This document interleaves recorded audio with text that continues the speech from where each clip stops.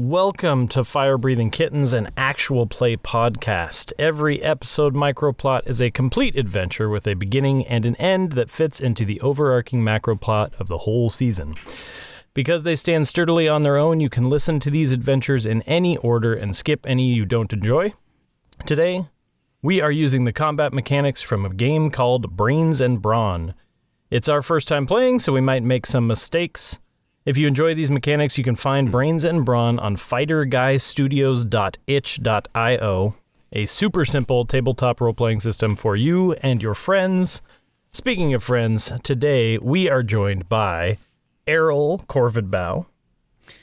Yes, I currently, there is a cleaning closet in the bottom of the Fire Breathing Kittens Guild Hall, and there's a racket coming from inside, and all of a sudden, Errol stumbles out. He is wearing a visor and a badge that says tour guide, as well as his clothes are currently singed and smoking a little bit, and he's wiping his brow going, goodness.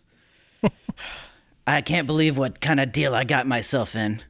But he has a burn scar on the right side of his face, as well as an eye patch. Typically, I wear a large, wide-brimmed hat with a feather poking out, as well as a white, puffy shirt and some nice, new, shined boots without any holes in them. All right, and next we are joined by Norage Flesh Ripper. Oh, hey there. This is Norage Flesh Ripper. For those of you who aren't aware, I am 7'8", and wouldn't you believe it, the runt of the litter. I weigh a nice 592 pounds. I have a dark gray skin, nice bright orange hair with some glowing red eyes, wearing some monastic robes from the 8 Pass Monastery, and I am ready to party. And finally, we're joined by Ignatious Cogbright. Good afternoon, Ignatious Cogbright. I am a 2'6" tall gnome dressed absolutely impeccably in a black suit. Today I am sporting a sapphire vest and matching cravat and top hat, of course. I have a thick, luscious mustache and black hair. I'm currently sitting at a table with my good mechanical companion Archimedes, who is a clockwork raven. Wonderful. All right. For this game, I am not the GM or the DM. I am the TT or tale teller here in Brains and Bronze. And so we're going to tell a tale. So, Ignatius, we're going to start with you. You're sitting at a table with Archimedes. What are you doing? Are you reading a book? You sipping some tea? What's the morning look like for you? I am currently tinkering with my latest invention, which is a portable couch that folds up and you can put it in your pocket. And when you let it go, it expands into a full couch. Currently, I can't get anyone heavier than me to sit on it without collapsing, so I'm trying to overcome that obstacle. Okay. And is this in like a private room, or is this just in the guild hall major? No, I'm just in the middle of the guild hall. Okay. You can, there's parts probably scattered all over the table. Archimedes is probably, moving some of the nuts and bolts around as I'm not noticing. Love it. As you're sitting there, you hear a voice come in through the main thing, and it's a small little kobold man wearing a sash, and it's got a pouch, and he goes, "Mail's here, everybody, mail's here." And then he sifts through a little bit, and eventually he says, "Ignatius Cogbright." Ignatius walks over and hands him a gold piece and says, "Thank you, good sir, for your services," and takes the letter.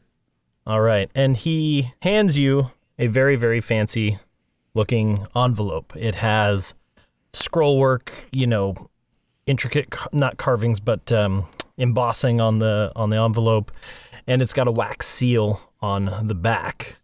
And as you flip it over, and I assume you're going to open it and read it, what do you think? Yeah, I would read the letter. Okay. You open it up, and inside is a letter that says, "Dearest Mr. Cogbright, I am the impresario and host of this year's Realms Fair.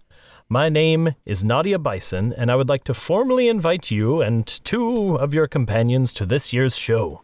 The Cogbright name is still one of ingenuity and excitement, and we would love for you to come and be a guest at this year's showcase. There will be wonders the likes of which you have never seen. You and your compatriots are encouraged to arrive this weekend and prepare to be astonished. Sincerely, Nadia Bison, proprietor and liaison for the Shimmering Futures Foundation.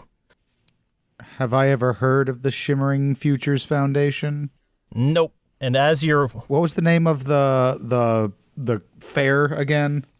The Realms Fair. Is that like the World's Fair, and have I heard of it? You have heard of the Realms Fair. And it's probably something that hasn't happened in a couple years, but from a while back, you remember the Realms Fair being this thing where people send representatives from their countries to bring gadgetry and devices and wonderful things. And as you're opening up and reading this envelope, 2 tickets fall out of it, or 3 tickets, fall out of it. One has your name on it. One has Norage Fleshripper's name on it. And then the other one is blank. And we're going to cut now to where I would like to think Norage and maybe Errol are nearby each other for the sake of the podcast. Yeah, actually, I'm currently, my duck Drake has gotten down on the floor, and he's attempting to go after the tickets over where Ignatious is, and I'm like, Drake, you don't eat tickets. That's not food. I think Norage this whole time has probably just been kind of meditating. I assume this is going on in kind of like the main guild hall area. So Norage has just been kind of going through his morning meditations, and he opens an eye when Errol and Drake start speaking up, and he's like, "Okay, what's going on today, fellas?" I'm sorry, Ignatius. My duck. I guess he's hungry. He needs a snack or something. He thought your tickets were food. No harm, no foul. Norage reaches into his pocket, inexplicably pulls out a whole loaf of bread, and just kind of throws it to the duck. "Oh, here you go, a couple of crumbs for you." Yeah, he eats it up real quick. Pardon me. It looks like you've got some tickets there. I was curious, what event are you being sent to? It's the Realms Fair. I have received an invitation. What baffles my mind currently is why Norage's name is on one of these invites, and one of them is blank. It said I could invite up to 2 guests. I guess one of them is spoken for. And I don't understand how they knew Mr. Fleshripper would be here. You know, that's a good question. I don't think I've ever heard of this in my life before, so it must be, I mean, you seem pretty enthused about it, so if you enjoy it, then I'll probably have a good time, but, so what is this, the Realms Fair? It's a showcase of the the realm's greatest inventors. Of course, my father was instrumental a number of years ago, and the Cogbright name holds much strength these days. Not as much as it used to, but perhaps I'm bringing back the family legacy. Well, you know what? I trust you as an inventor, and if your dad's anything like you, then he's probably a pretty bright guy. So that sounds like a good time. I don't know how much I can invent, but I can certainly I'll be around. Well, we certainly need people to carry the heavy things. Oh, that's my favorite part. You know me too well. And Errol, I suppose as long as you can keep your waterfowl friend from consuming the tickets, you would be welcome to come as well. Oh, I would love to. I always enjoy a good fair. Errol takes his hat and his badge and puts it away in a pack, and then pulls out his wide-brimmed hat and straightens his eye patch and dusts his shirt off, and he's like, "Yeah, I'm ready to go. I just had to run an errand for a friend." Now, before we go, why are you wearing singed clothing with a name tag that says tour guide coming out of our basement? I made a deal with Ava to run some errands for her. I don't want to discuss too much. I'm not at liberty to say, but don't make any deals with Ava. Well, it sounds like a hell of a job. Okay, so, and Ignatius, as you're looking at the ticket, it is for like in a few days. Like, it's not necessarily happening right now, but, you know, depending on what you guys want to do, you would know enough about the fair. You would know that there's going to be representatives from, you know, Jishop, from, you know, Nicomoy, all the stuff where you're going to have people coming and they're going to be bringing showcased things. You were just being invited as a guest to come witness and, you know, judge and kind of be a part of that thing. But you would know that this is going to be a whole thing. There's usually entertainment. There's usually food and all sorts of, like, you know, fireworks shows and things like that. So it's a cool big event in the sort of magic technology world. So I am not being invited as a presenter. I'm being invited as a witness. Yes. Okay. Yeah, like you're getting the vibe that, like, this is already set up. You know, the fact that it's this weekend or whatever, like, you wouldn't be able to jump in as a presenter, but you would be there, and you know that, like, sometimes the presenters who come are invited to be judges and things like that of the, you know, who's the best of the year type of thing. Gotcha. And Taleteller, you said that the letter said Nadia Bison, proprietor of the Shimmering Futures Foundation. I did indeed. How far away is where the Realms Fair is being held? It's actually being held in Nicomoy. Oh, okay. Is there a return address on this? Nope. It's just assumed that you will have got it, and if you show up, you show up. Because of Ignatius's bane, which is one of them is vain, he is not going to look a gift horse in the mouth, and he's very happy that he got invited, and rightly so. He is, you know, a man about town now, and perhaps his inventions are getting well known in their own right, not just the shadow of his father. The player, on the other hand, is very suspicious. Wonderful.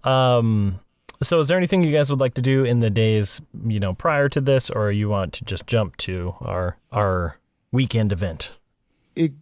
Ignatius would like to find out more about Nadia Bison and the Bright Futures people. We'll say that you guys dig around for a little bit, and probably unsuspiciously you are... Can I make a brains roll? Yeah, I was just going to say, you are like going to city facilities and looking at records and things like that, so you can make like a brains roll, investigation roll type thing. Would I get 3 because one of my boons is silver-tongued, and I would say I'm prepared? Yeah, I think so. You're probably sweet-talking the librarian in the civil court office or whatever, you know, yeah. And explain a little bit, if you will, what we're doing with this brains roll. So my number is 3, and that means you pick a number between 2 and 8. 8 is more physically strong, 2 is more mentally strong. Basically every stat that isn't strength and endurance is in brains, and then strength and endurance are in brawn. Well, I guess agility too. But I am using...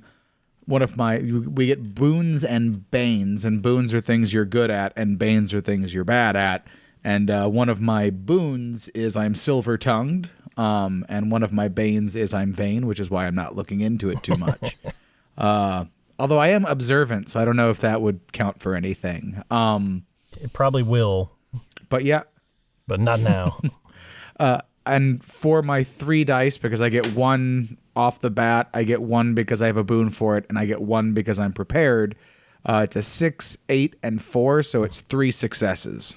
Wonderful, yeah, because you roll over for brains, right, and under for brawn. Okay, wonderful. So you're able to find, you know, a decently like healthy amount of information about the Shimmering Futures Foundation. A nonprofit there to help, you know, schools get technology, there to provide, you know, support for low income villages, things like that. But with 3 successes, you also kind of notice the sort of shallowness of it all. Clearly it's a corporation or a foundation that's been in operation for a while, but like the more you dig, the less you understand or know, like why or who or anything. It's very shallow feeling. My suspicion, since Norage was also mentioned, my sneaking suspicion is that Edmus Tomlinson is trying to screw with us somehow, because if you remember, Norage, you were with us when I peed in a vial and sent it to him. Oh, I do remember that. That was kind of funny. I enjoyed that one. Actually, I was going to ask, Ignatious, have you heard anything, any kind of fallout or anything from that? No, that rapscallion has remained with his tail tucked between his legs, hiding out in his lair. Well, we certainly like to see that, so good. Is there anything that you two would like to be doing in the days coming up? I think Norage is probably doesn't have a whole lot of brains to him. He's definitely the muscle of the group here. For reference, my number is a 7. So I think Norage is probably just kind of doing his normal like monk meditation, martial arts training. But if Ignatius needs any help, like, going around town or like carrying around books at the library, he's there to help. Okay. Yeah, I was going to say the only thing I'd really be interested in is if he needed assistance, but either way. Okay. So as this takes you a couple days to kind of glean this information from the thing, you don't learn much about Nadia Bison. She seems to be kind of like just a public figure, like a she probably, her name comes up more on the showmanship side of things as opposed to like the paperwork side of things. So she's not unheard of. Exactly. She is, probably not from previous Realms fairs, but a name that, may have crossed your... Similar to, like, just for my reference, like a local, like, news official, like somebody that's on the morning news sort of level of, that's how we know her? Okay. Yeah, or like a PR person for a company. Yeah. Gotcha. Okay. Okay, so as the days come along, you guys get towards the day of the fair, and you can kind of tell, too, that it's like a convention in town. People are starting to come into Nicomoy.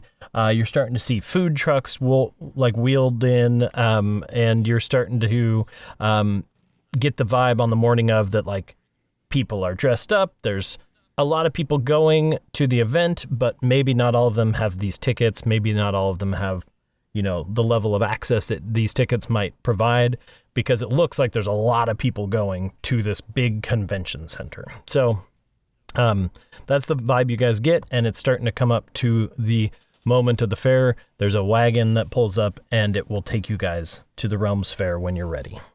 Great. I think before we go, Norage is going to look to Ignatius and be like, so I know last time we were kind of hanging out there. We had that whole kind of put you on the shoulder thing, but I just wanted to see if there's anything that I can do to make you look better here. I mean, you're the kind of inventor genius guy, and I'm just kind of the muscle. So if you want to come in like riding on my shoulder or something, by all means, go for it. If you want me to, be kind of menacing looking, standing behind you, I'll do my best. And Norage just puts on a scowl for a second, but then he kind of breaks into laughter. Sorry, not real good at the whole mean and anger thing, but I'll do my best for you. Well, I would say for now we are companions. If some sort of scuffle or kerfuffle breaks out, I will do my customary move and get behind the big guy. Sounds good. And Norage looks over to Errol and kind of claps him on the back. Again, a little bit harder than probably means, but he's like, hey, you're also welcome to get behind the big guy. There's plenty of big guy to go around here. Oh, I'll note that. Thank you. All right, so you guys hop in this cool, like steampunky, propelled wagon, and it starts like chunking a little way its way along the streets, and taking you, a ways across town. But you end up coming to this huge building glass dome, massive construction, and there's this huge, big archway door, and there's just droves of people heading in through this main entrance. You guys are brought to a, not side entrance, but like a separate entrance that is up on this raised area, and there is a little line of carts, and there's some nicer dressed folks heading in. On that topic, are you guys dressed in any specific way for this event? Ignatius is always dressed to the nines. I think Norage probably dressed up a little bit. So he's wearing probably like a vest over his monastic robes. The thought is there, but I don't think the execution is there.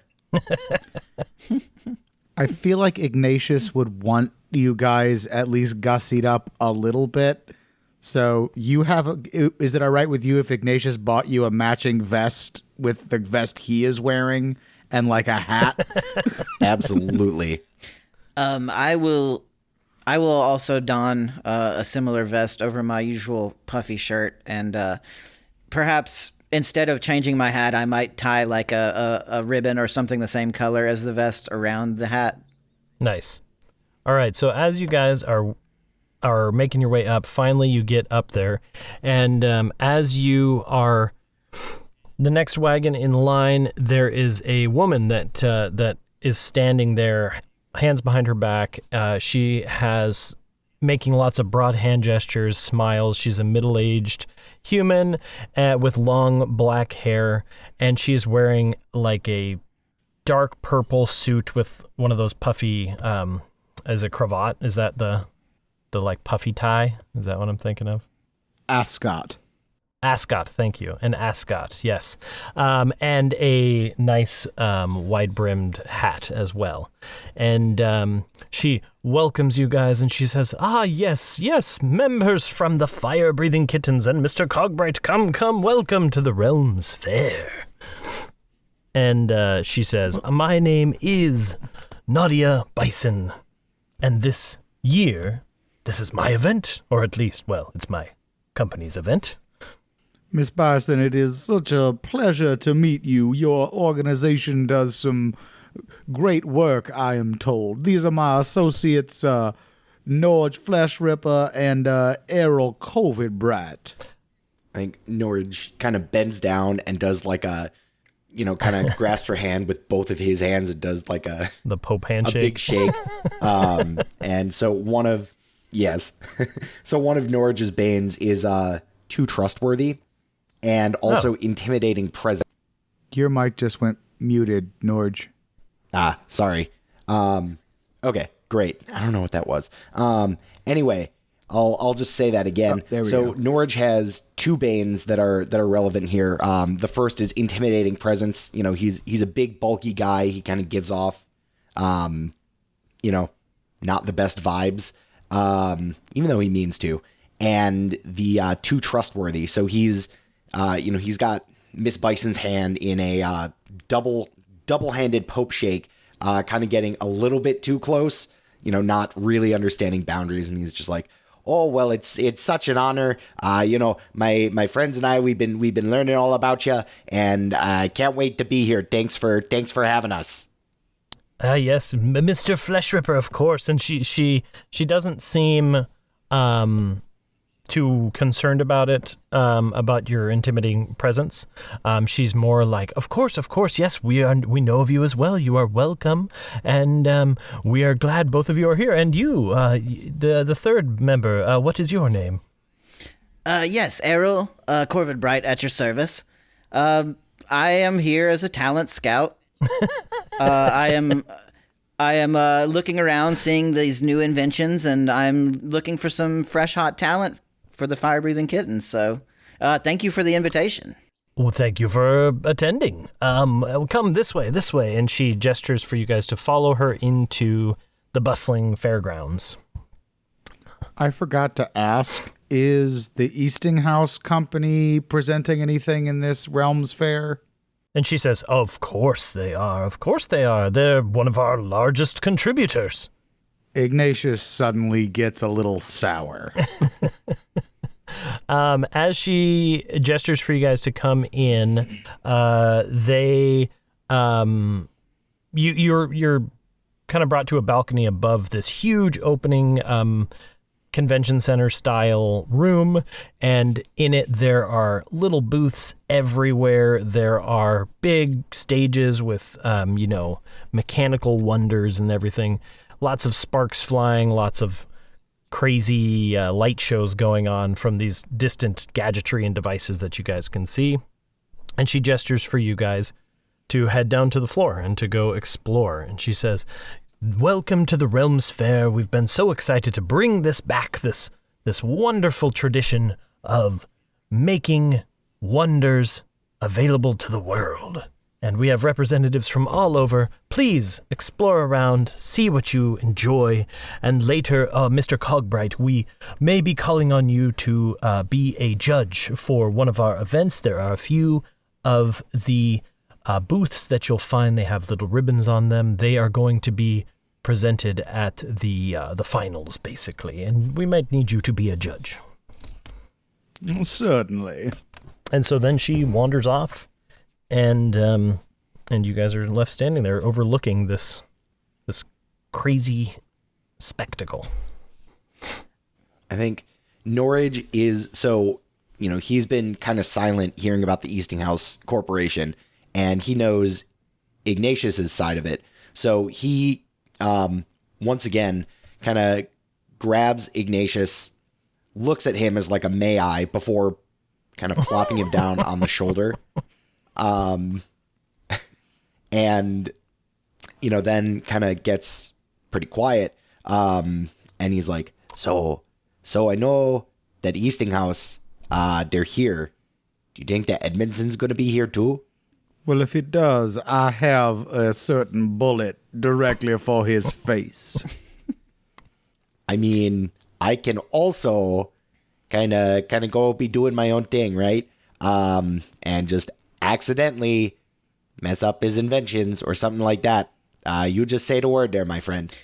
Ignatius, the letter that was the invitation that was initially sent to us from this Nadia Bison, what was the specific wording on why you were invited? Did it just say to witness, or? I pull out the letter and I reread it, and it says... Yeah, it mostly just said that the Cogbright name was one of ingenuity and excitement, and they would love for you to come and be like a special guest at this year's showcase. There wasn't specifically like, oh, you'll be a judge. It's just that Ignatius kind of knew the vibe of the show, and that was the assumption. Is there any reason we might be interested in shadowing this Nadia Bison? Or would we just like to see the event first and then decide what we're going to do afterward? Whatever you guys decide, I will say that she's still like greeting people. She's just behind you, basically. Moved on to keep basically doing what she just did to you guys to new groups of people coming in, so... If this is an Edmondson plot of some sort, I think she would just be another pawn being used by that blackguard. How big is this convention center, like, generally? It's pretty big in terms of the room. I would say it's probably, I don't know, I want to say 1,000 feet square.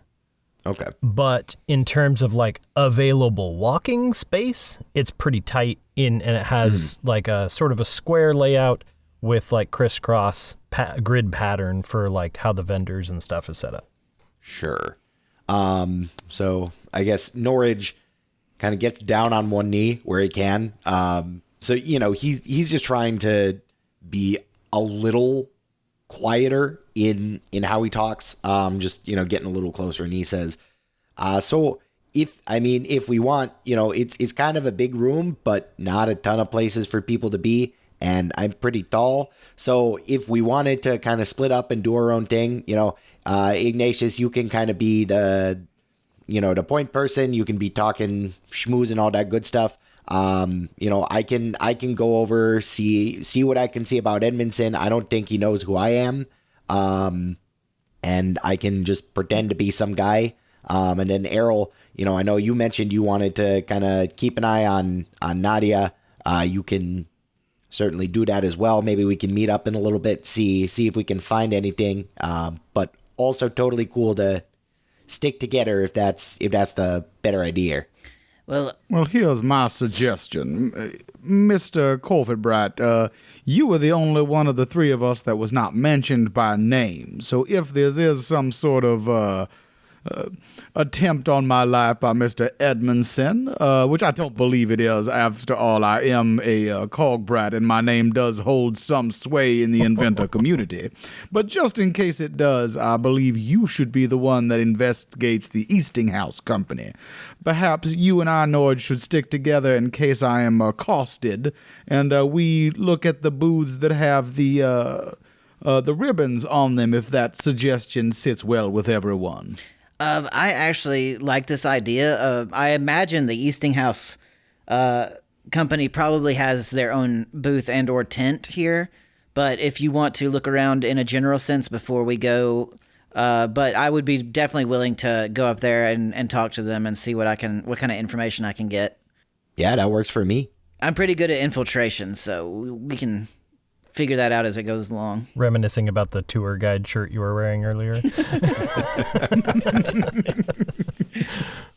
Okay, so you guys make your way down to the convention floor. For the sake of me not describing an entire convention, most of the stuff is knickknacks. It's crafts that people have made. There's lots of little, flashlight style inventions and interesting little gears and automaton toys and things like that. The other thing that you guys start catching on to is that there are a number of things that aren't just gadgetry. There's also alchemy. There's potion making. There's elixirs, and you get the classic snake oil salesman guy talking about the little vial of liquid that can give you a boost to your step or whatever, right? And so there's lots of stuff like that. There's so many people looking around. And then eventually for Ignatious and Norage, you guys make your way into the center part of the convention, where it's basically a smaller square, where around the square are some bigger booths, or whatever you want to call them, some exhibits. We'll call them exhibits. And there are a couple very clearly very advanced gadgetry things that you see. When you guys first walk up, you notice two things. You notice a guy wearing this big old gauntlet on his arm. And there is somebody standing up on a ledge over the top of a mattress or a cushion. And the guy says, "All right, are you ready? 3, 2, 1, jump!" And he jumps, and then he activates something on the gauntlet, and the person freezes in midair as if time has stopped for the singular person. And then he counts down from 10, and then the person reanimates and hits the mattress. And there's this big sign for this thing called the Chrono Gauntlet. And then there's another one nearby of a guy opening up a door into nothingness, reaching in, pulling out stacks of money, and then putting him back in, closing the door, waving his hand, and what looks like a safe door disappears. And this is an etheric safe. And so these are the kinds of things you guys start seeing. These are the first two you see, and you can tell the pathway leads around to 6 total major things. Tellteller, I would like to go up to the individuals. You said there's 2 of them with the Chrono Gauntlet. Mm-hmm. I would like to speak to the one with the gauntlet, and I'm going to go up. I pull out a cigarette case filled with licorice, and I offer a piece to them, and I'm like, I'm sorry to bother you. My name is Thomas Underhill. I recently, my olive oil business had some uncouth individuals who were trying to steal our olive oil production process. Stealing secrets from the company, and I was curious if you'd seen anyone from the Eastinghouse company doing anything suspicious. He takes off the gauntlet and he hands it to his mattress landing person, the assistant, and he steps over and he says, "Hey, yes, no, I there's plenty of people from the Eastinghouse here. Company. There are lots of representatives. A lot of our gadgetry actually comes from parts that they sell. But they have a booth over there," and he points to the far side of this inner square, and there's just this stupidly like massive exhibit, and it's got the Eastinghouse Company logo up above, and there's like 10 people working it. They're all like really pretty models, that kind of dumb sort of convention thing. And that's what you can kind of see through the crowd. Some very subtle marketing going on for them, I see. Exactly. Well, I appreciate the information. Thank you. I will look around some more. Yes, and he takes the licorice and eats it as well. So, other than the Chrono Gauntlet and the Ethereal Safe, are there any other big items that Ignatius notices that are really cool? Yeah, I'll say that, like, you notice the other 6 things without this. Maybe it doesn't catch your mind too much or whatever, but you see some goggles, you see some boots, and you see just like a little orb that you're not really sure what it does. But probably the most interesting thing to you, and I'm going to say probably to Norage as well, maybe, is you see an automaton that's probably about 10 feet tall, and it appears to be wearing like monastic robes. I think Norage is going to kind of just gravitate over there. He's, I don't know if on high alert, but certainly like curious. So he's going to kind of go up there and be like, "Hey guys, so what's going on here? That's cool kind of robot you got there." And this very young kind of stocky half-orc, dark mahogany skin and glasses and a leather apron comes up, and he's like, "Yes, hello, my name is Nar Bone Grinder, and it was a calling of mine to invent rather than kill. I've stepped away from my clan of murderers and pillagers, and I've turned to a life of inventing, and I was inspired by monks of various religions that have this peaceful mindset, and that is what Nar Bone Grinder is all about these days." And he reaches up and shakes your hand. I think Norage immediately, kind of feeling a similar background, immediately is just like, "Oh yeah, this guy's the real deal." So kind of, shakes his hand back, and he's like, "Hey, that's a pretty inspiring story. I gotta say, I echo that one. My family, not the nicest kind of people. And here I am, not following in their footsteps in the best way possible. I myself am a monk. I work over at the 8 Pass Monastery. I haven't been there for too long, so I don't know a ton, but I mean, if you're looking for monk tips or like anything like that, I'm certainly happy to help you." And he chuckles and he says, "Oh, monk tip. Yeah, I would love that. I'm still programming the automaton here, the mechanical monk, as I call him. But we are working on things like carrying pails of water and helping people lift heavy objects. I've already used him once to help a family who had lost their home in a fire, and we rebuilt the building. And so I'm working towards a more autonomous programming for it. But yes." I mean, that all sounds great. I don't understand some of those fancy words, but I like the sentiment behind it. So you certainly got me as a supporter there, my friend. Mr. Bone Grinder, was it? Yes, Nar Bone Grinder. I don't think I've introduced myself. My name's Norage Flesh Ripper. So we got the same kind of fun little name thing going on there. Look at that. That's hilarious. All right. And he shakes your hand and he kind of makes the monk do some fun, cool things. I don't know. I think Norage is going to try and emulate some of those fun, cool things. I imagine they're just kind of various. It's like a monk pose off. Yeah, there you go.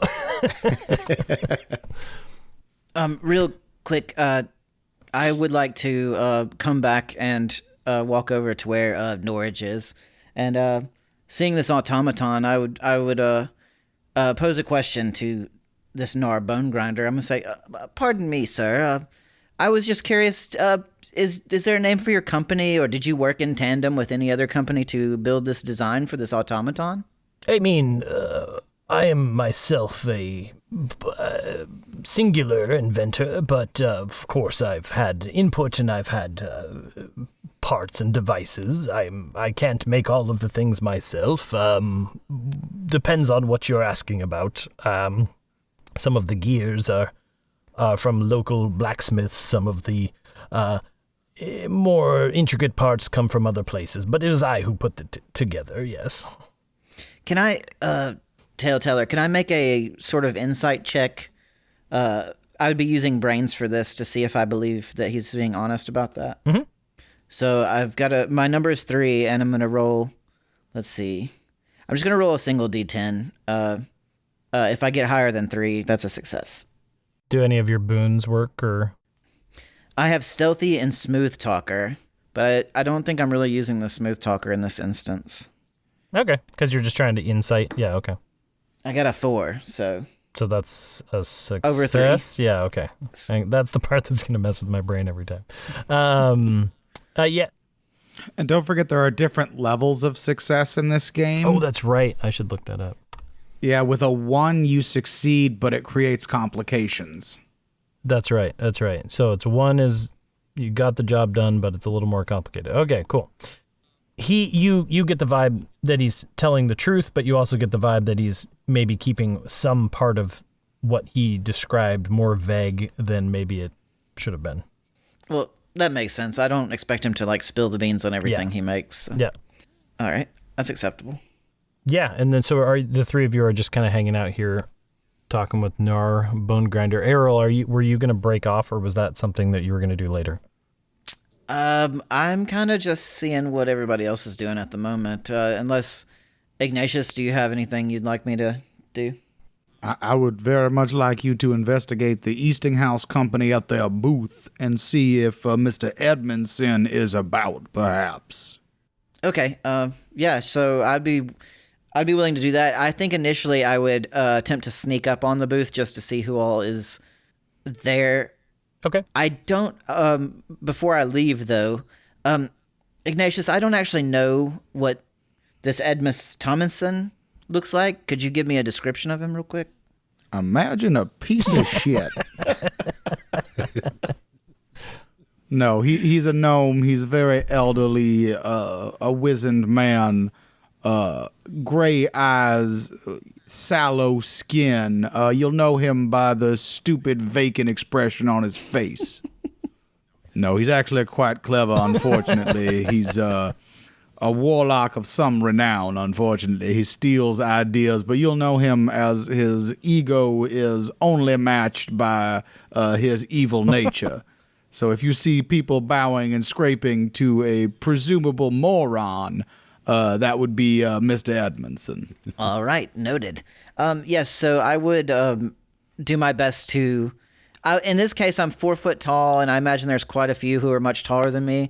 So I'm going to stealth by trying to blend into the crowd and like be swallowed up. Okay. And I'm just going to do a little peek at this tent to see who all's there. See if I notice this gnomish individual. So you make your way around this sort of inner square. The booth is basically like 90-degree corner from where the mechanical monk is. And it's easy enough for you to blend into the crowd. But if you wouldn't mind making would that be brains? Is it because speed was more brains, right? Or That's up to you. I would say that's more bronze if he's trying to go fast, but I'm not the TT. Yeah, it depends on if you're just trying to be stealthy, I would assume that's more of a brains thing. If you're trying to like dart between people and keep low and dodge out of the way, I would say that's more of brawn.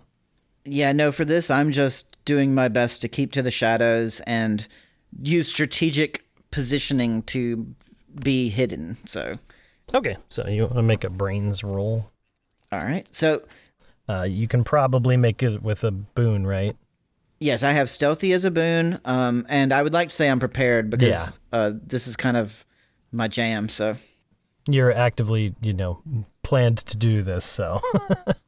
All right, so I got a 1, a 5, and a 5. So 2 successes and 1 failure.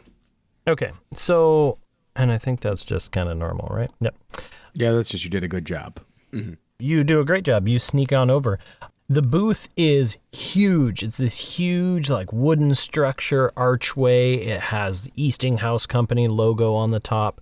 And there's this big group of people all standing around an individual in the middle.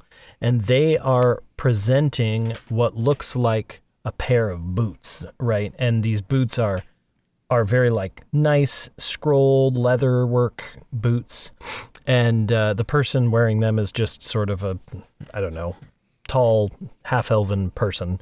And they're in the middle of this presentation, and they say, "Gravity boots, but not the way you think." And then they stomp their feet once, and everyone else around them reverses gravity and flies up to the ceiling upside down, and this arch or this exhibit they have has a roof so that they're not going up to the convention center roof, and they all flip around and jump upside down anti-gravitied, and the person wearing the boots is still there unaffected, and then he stomps his feet again and they fall down. And so this is the thing they're showing off. They don't see you because they're putting on this big show, and they're all laughing and cheering and clapping each other on the back. It feels very showy. And so all I see is the usual attendance of the tent or booth and this half-elf who's presenting the boots. Yeah, you don't see a gnome, you don't see any sort of like back alley people or anything like that. It very much feels like if you guys have ever been to a convention and the people presenting the thing don't actually know anything about the thing except that this is what it does and this is what they should show you, and that's kind of it. You're getting that sort of like vibe from these people. And there doesn't seem to be like a back area or like a VIP tent in this area or anything like that. I would say there's probably a back door behind this exhibit, but there's not like a VIP area. It probably looks more like a storage for the exhibit booth. Okay, with that real quick, I would like to approach this. I will break from hiding and I will step up to this half-elf individual who's presenting the boots. I'm going to say, excuse me, sir, I'm from Glissant Family Olive Oil Farms. Recently we had a package sent to us from an unknown source, and we believed it was a sample for a new olive oil crop. But it turned out it was urine, and I had heard that you might have received similar treatment from some individual. And I was curious if maybe you knew anything about this, or if you could point me in the direction of someone I could talk to, if y'all know who the perpetrators are behind this foul act.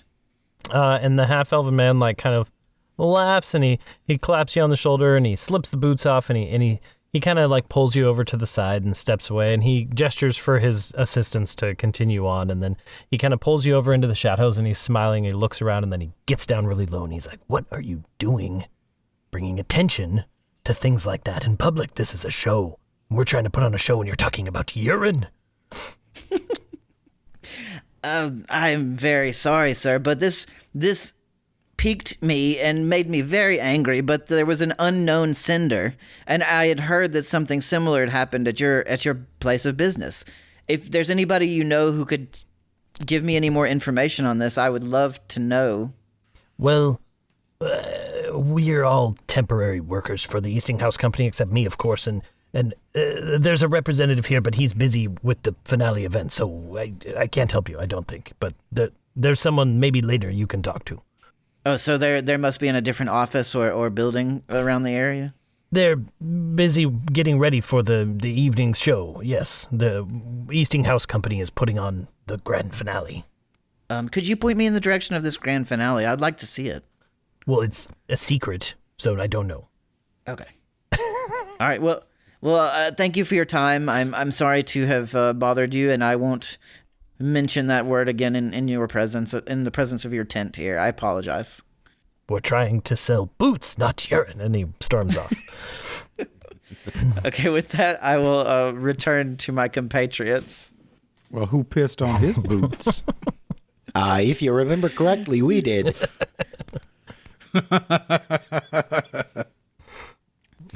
Yeah, so I will head back and approach Ignatius and Norage, and I will say, well, the tent seems to be a bust. They're mostly just temporary workers. Doesn't seem like they know much. They did say something about a grand finale being put on by the Eastinghouse Company. I don't know if that's the event they were asking you to judge. Well, I have a certain idea that perhaps we could interrupt the finale in an epic way and perhaps infuriate the Eastinghouse Company, which is always a positive thing in my book. That sounds like fun to me. Also, Ignatius, I don't know if this is of any interest to you, but the invention they were showcasing were some gravity boots that seem to reverse gravity on people in the area. Is that anything of interest to you? I mean, it's certainly of interest. I don't know who invented it, but I can assure you it was not Mr. Edmondson. So perhaps we should find the true inventor of these gravity boots and let them know that their invention has been stolen if they were not already aware. One thing we may want to consider there, Ignatius, I like the idea, but one thing we may want to consider is kind of being quiet. I mean, if something goes down, then obviously we'll be there, but I don't want to, have yourself be put in a situation where we go in and we meddle with this final showing. I would just be worried that might tarnish your name a little bit more if Edmondson, I mean, he seems like a pretty conniving guy. He might be able to, spin things in a way that turns it back on you, even if that's not the case. Well, not if it doesn't know it was me. I actually was thinking about possibly snatching these boots. Telltale, what did they look like again? Did they look like overtly metal mechanical boots? No, they were like leather with like gold scroll work on them. They're probably just like overly fancy leather boots. Ignatius, do you have any way that you could do you know of a way you could adorn my boots with a similar gold scroll work? Telltale, I cleanly stated at the beginning of the episode that I had freshly new, like, polished boots. You did, indeed. I do have a set of tools on me. Perhaps I could cobble something together to make your shoes a little more showy. I will grab a spare piece of parchment and try and scrawl what I think the scroll work looked like and hand it to Ignatius and say, like, can you do this in gold, perhaps, on the boots? I'll hand you my boots as well. Hold on. Norage, put me on your shoulders so I can see the scroll work on those anti-grav boots. Aye, aye, Captain. And just Norage picks Ignatius up. I think at this point it's almost a running joke between the two, just kind of by the scruff of his neck and just plops him right on the shoulder. I actually stand up on his shoulder so I can get a little more height, like a parrot on a shoulder. Yeah, I mean, it's not a hidden thing. You can easily see what the scroll work looks like and everything. Can I copy it since I have seen it? I have tools and I am an inventor.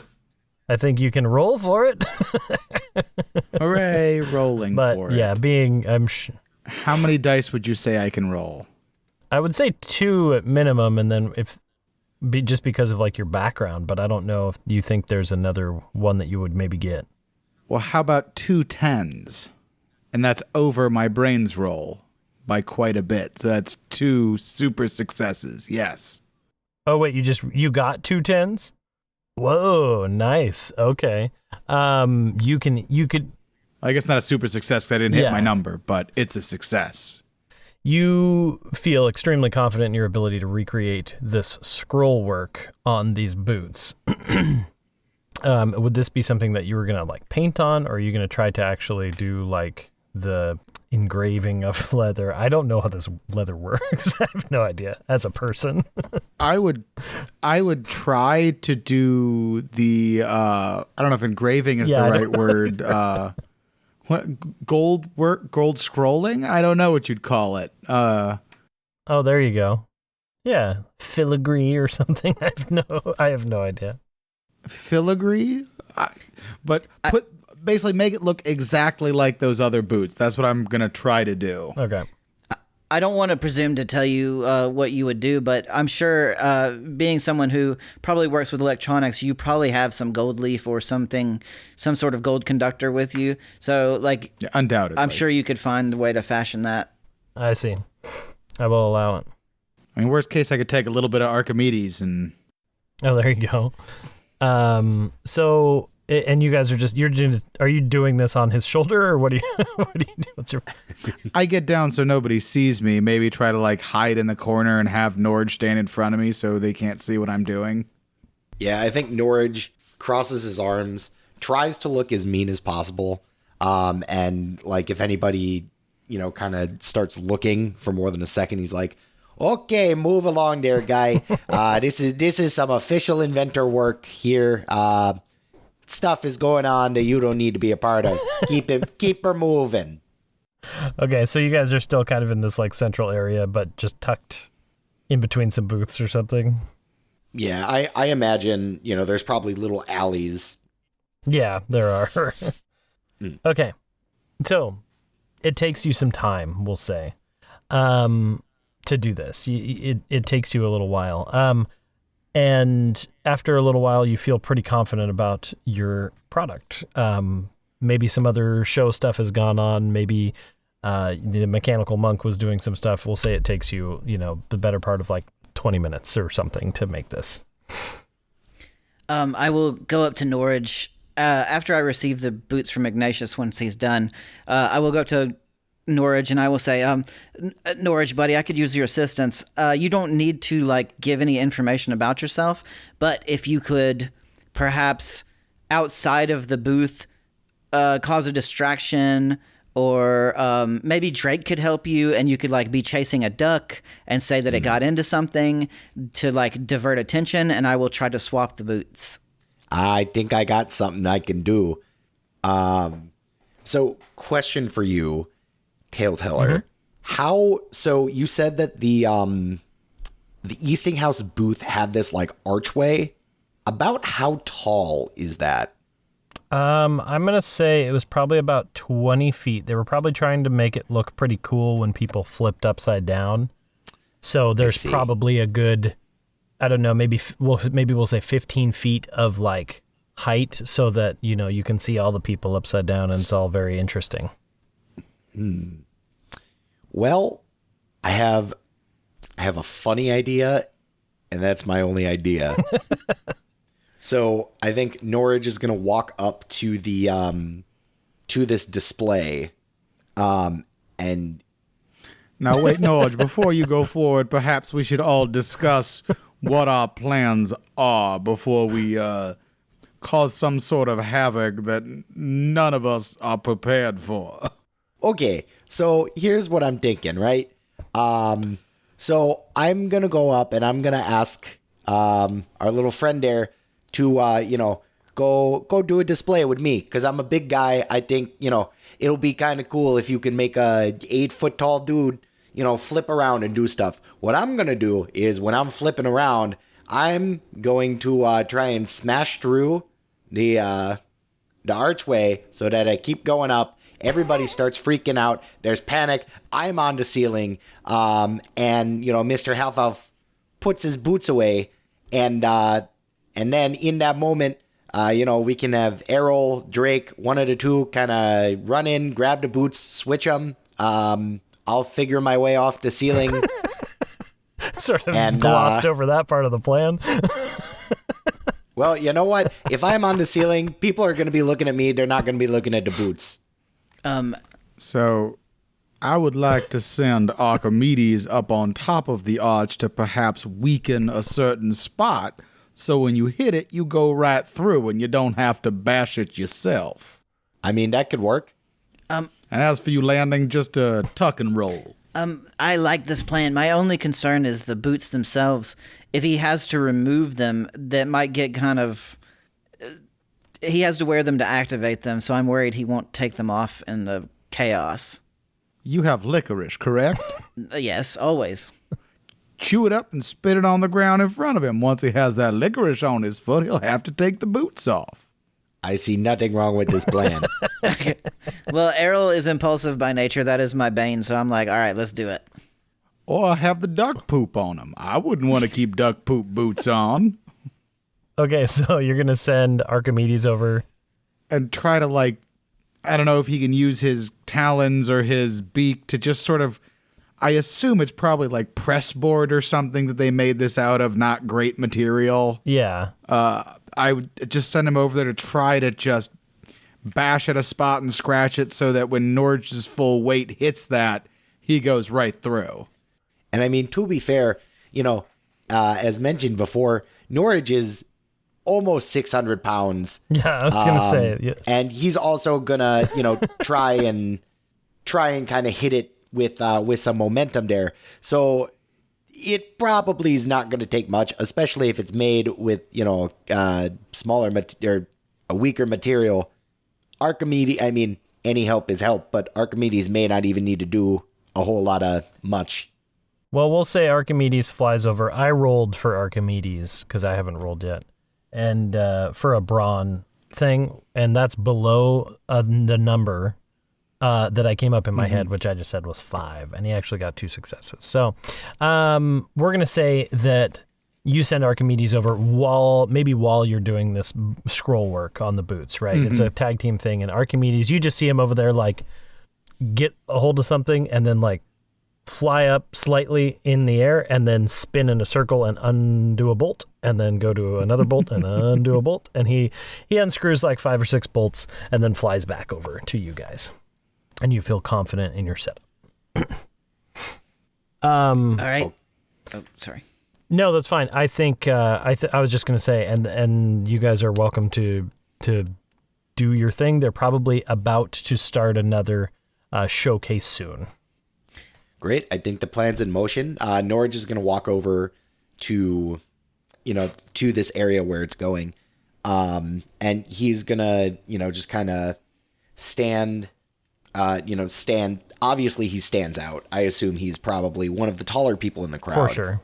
And so he takes a look at the, the person up there with the boots, and he's like, "Hey there, guy. I'm bigger. Your boots work on me?" Of course, it spreads out the weight. We could make it work for sure. Would you like to give yourself up as tribute? I volunteer. And so he shoos off all of the other people. Something about like the weight of the boots or the weight of the ability. As he tries to shoo the people, Norage is going to be like, "Okay, but don't go too far now. Because, I want y'all to see this because this is going to be really cool. I guarantee you it's going to be cool." And I don't know if I need to roll for this, but I do have a boon, that being an aura of pleasantness, which is generally, Norage is a nice guy. He gives off good vibes. And even though he's kind of big and scary, he's a big teddy bear. And, generally people can see that. I think there's definitely a magical power of people who put off like good vibes in crowds. So I can see everybody being like, "Oh, this guy's cool. Let's see what's gonna happen." Like, and so all the model temp workers stick around and they're all chuckling and nudging each other. And then we'll say like a little bit of a crowd comes over, including the guy you met, Nar Bone Grinder. He kind of caught this too, and you guys, you kind of get a crowd. You're putting on a little bit of a spectacle of like, oh, somebody else is trying the boots, that kind of thing. But why don't you make a roll for me with your boon as well? And I guess I don't know what is this for Norage? I'd probably call this brains. This is kind of like. I would think so, yeah. It's a social thing, right? That was a brains thing. Yeah. Yeah. So I have to roll equal to or over my number, which for the listeners is 7. And we have one. Actually, We have one where I hit it exactly and one that is a fail. If you hit it exactly, it's a super success, Yep. and you're on a roll, and you get to carry a D10 forward. Yep. Great. So, you can use that D10 at another time of your choosing, I believe.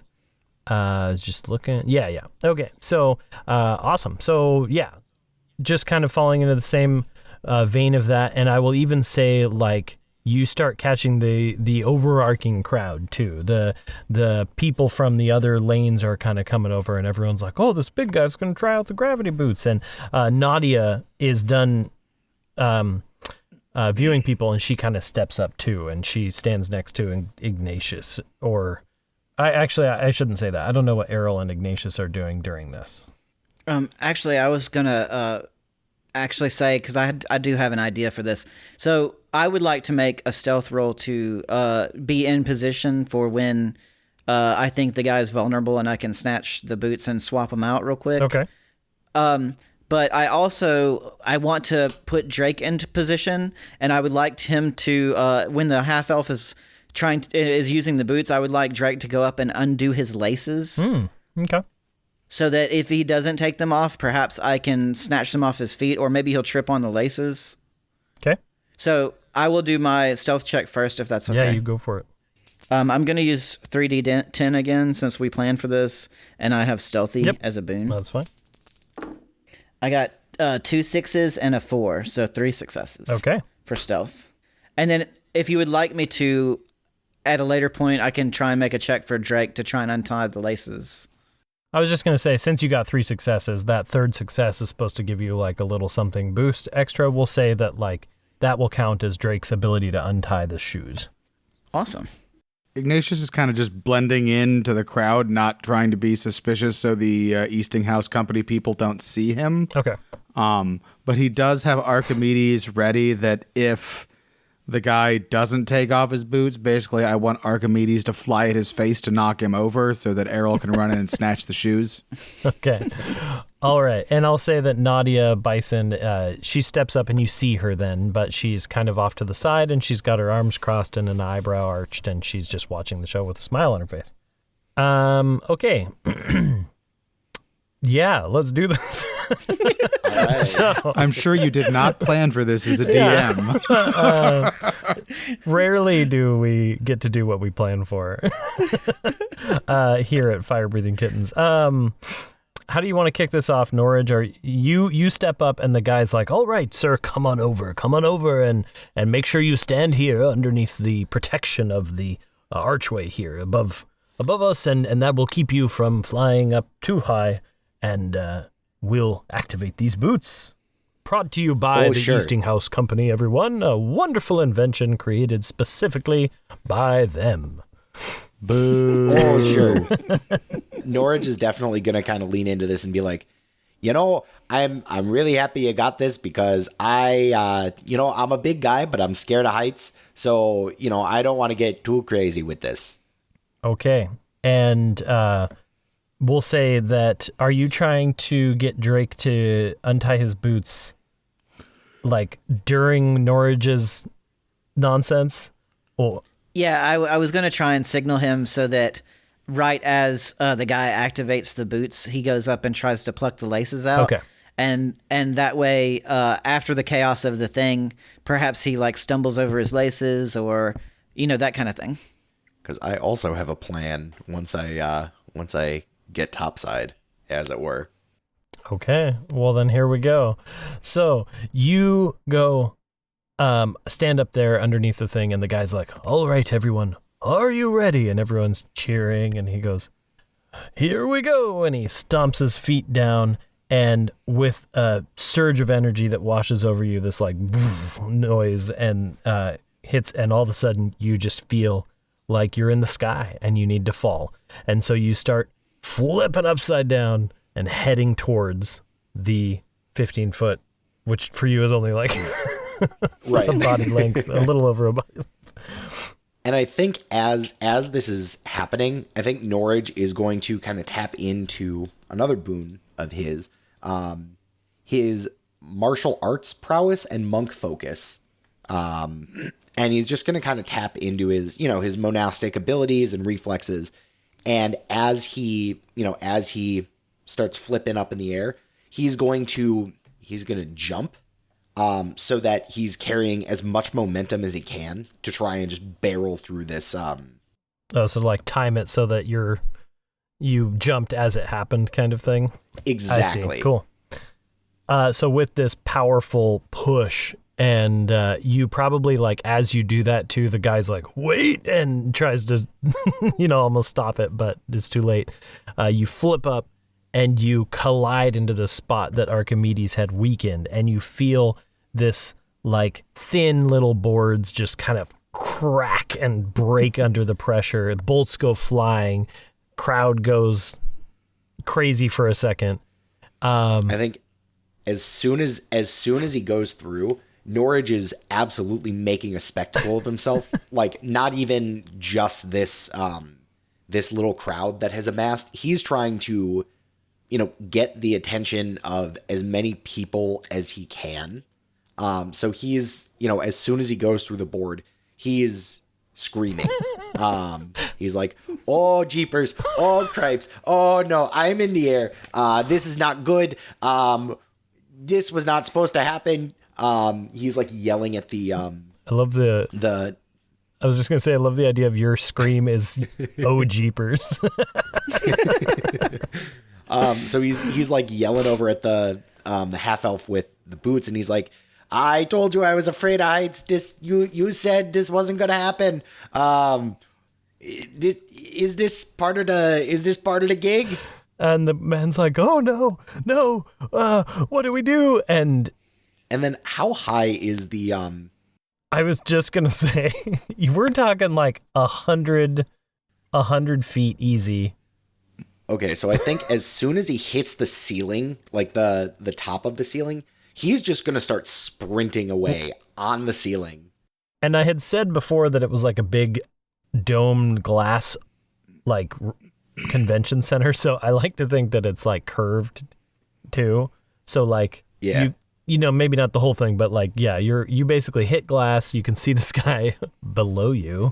And then you start moving your way along. As he starts running, you hear Ignatious yell, Norage, it's an area of effect. Don't run too far or you'll fall. Norage doesn't hear any of this because he sees the glass and he sees the sky. And I think Norage actually is a little worried. He doesn't understand any of this, invention mumbo jumbo.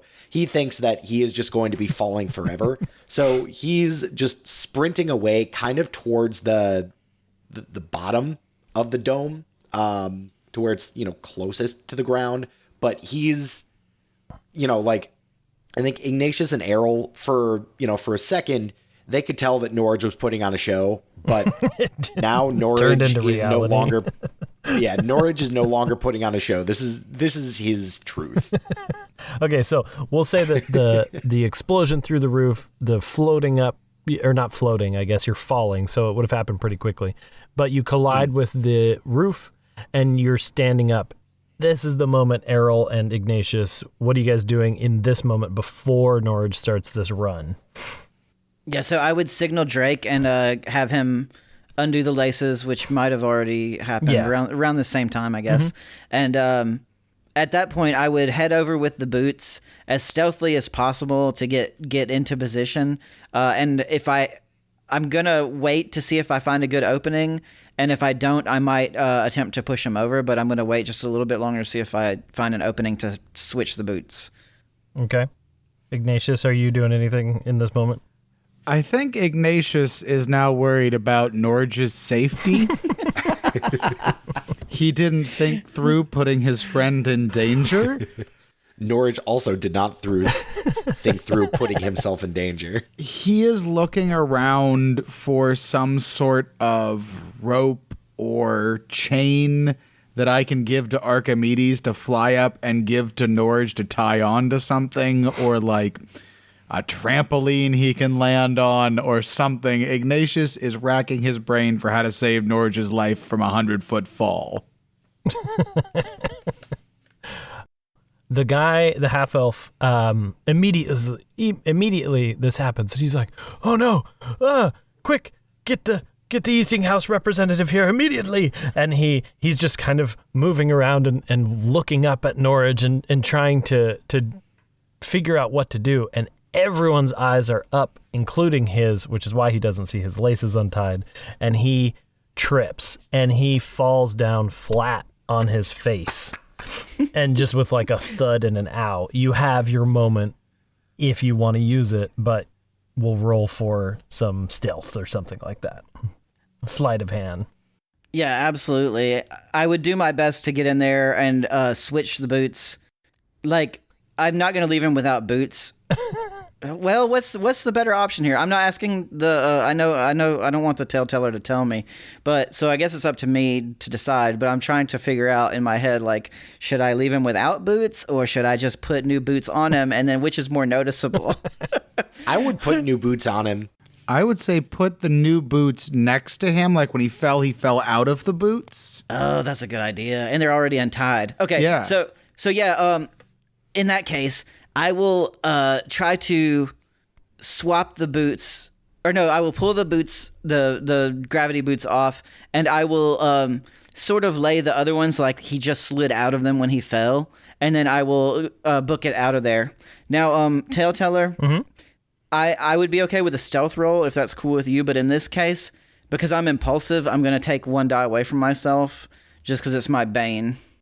I think that makes perfect sense. Okay. All right, so it's 2d10 for me. Okay. I also think can I add a dice for helping him and roll it? Oh, yeah, that's true. Yeah, you could add back because that's a whole mechanic in the game. Okay, so I will roll. You can't the help third one. Norage right now, so you might as well. No, I roll that. Okay. I roll the third one. Oh, I'm sorry. I got a 3. Oh, so my number is a 3, but I rolled a 3 also, actually. Whoa.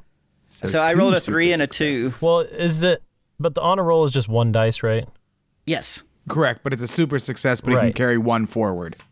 Okay, so make sure you hang on to that for when you want. Yeah, so the guy like it magically falls out of his boots. Like it's not even necessarily like you had to even try that hard. The laces were untied. They were like shin high boots, and the angle at which he fell, they just sort of slipped off the backs of his feet. And he hit his nose. You guys, if you've ever hit your nose too on the ground, like that is all you're focused on.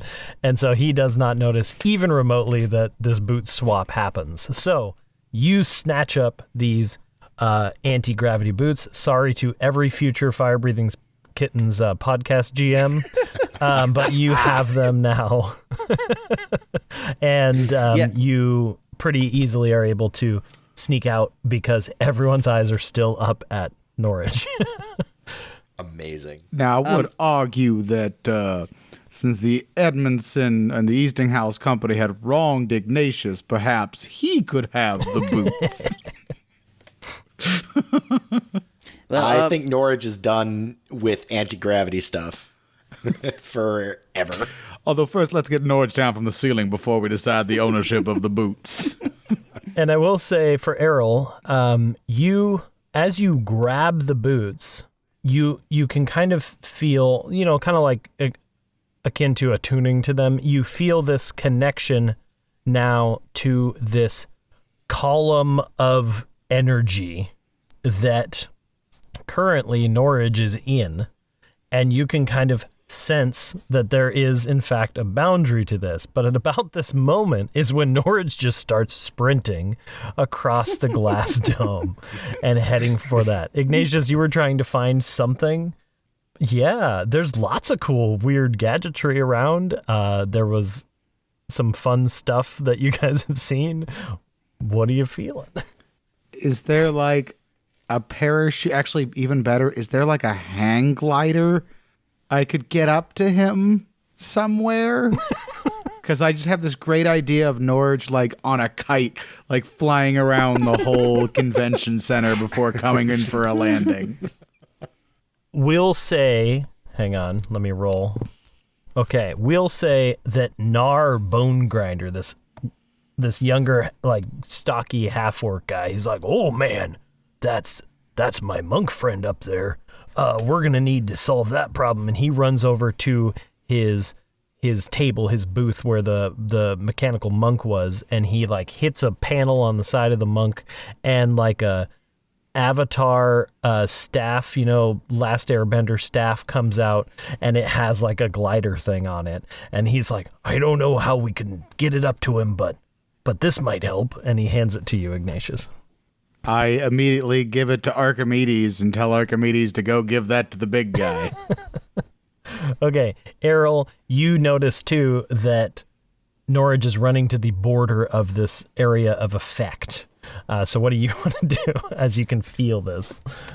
So I would definitely slip the boots on. I don't know that I will have time to tie them considering the situation, which I hope doesn't come into play later. But I will slip them on, and I will attempt to follow him in order to keep my area of influence with these boots supporting him upward, if that makes sense. Okay. And if I can, I would like to try and find a way to slow his fall or his descent and see if I can deactivate the boots in a gradual manner. Okay. Also, at this point, Ignatius would be yelling, "Look at the debacle the Eastinghouse Company has created. What an awful and uncaring company. No one should buy anything from them." I think Norage is taking a page from that too, and he's just like, how could the Eastinghouse Company do something like this to a big old guy like me? Come on. So, Norage, as you're saying that, you notice out of the corner of your eye, as you're starting to run, a mechanical bird flying towards you with a glider-esque looking device. I think so. Norage definitely recognizes this is Archimedes and this is Ignatius. So he's going to grab the glider, and he's just going to kind of, I don't know if it's like a wearable thing or if it's just something that he kind of holds. But he's definitely going to take hold of it and get ready. And he's going to, as Archimedes kind of flaps over by him, Norage is going to be like, "Tell Ignatius, thanks for this." And he's going to, kind of handle this glider so that he's able to use it and control his descent. While he's flying, can I go over to the orc guy and be like, "Hey, how much to call this the Cogbright flying machine?" Okay, so first of all, Errol, you notice that the boots are an on-off situation. You're not going to be able to find this, but you see that Norage has hold of the glider, so you could deactivate them, and he could then be following the correct direction. Okay, yeah, I would at this point, if it looks like he's got a good grasp of that glider, I would deactivate the boots. Okay, so Norage, we got to roll something here. Yeah, I feel like this is a brains roll. So I'm going to say I'm only going to roll one because I feel like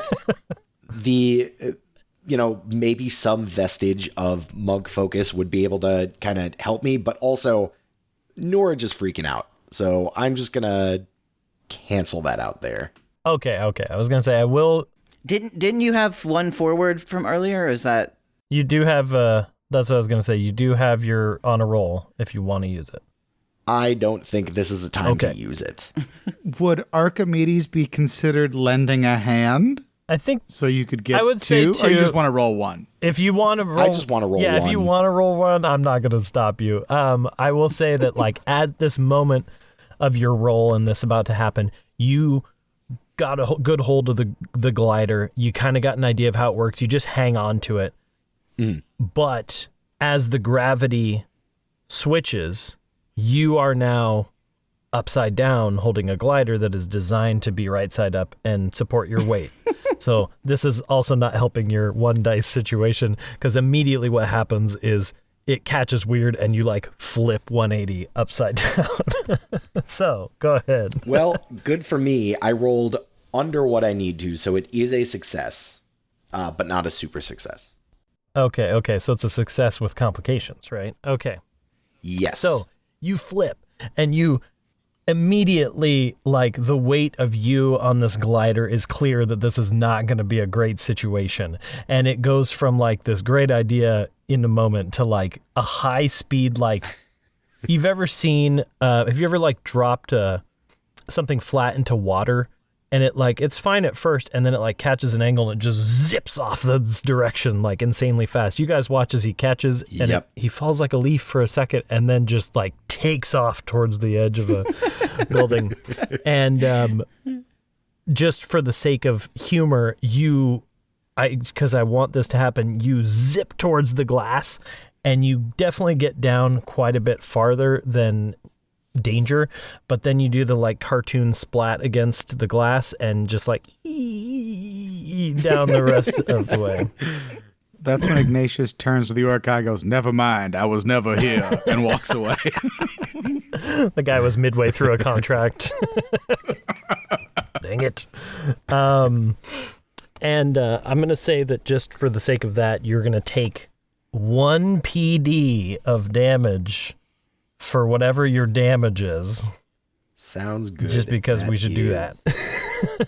Yes, that is noted. Okay. So you collide in the thing and you squeak down the thing and then you collapse down into kind of the outskirts of this convention. Errol, you have the boots. You're welcome to tie them. I'm not going to make you not tie them up. You can tie your boots up.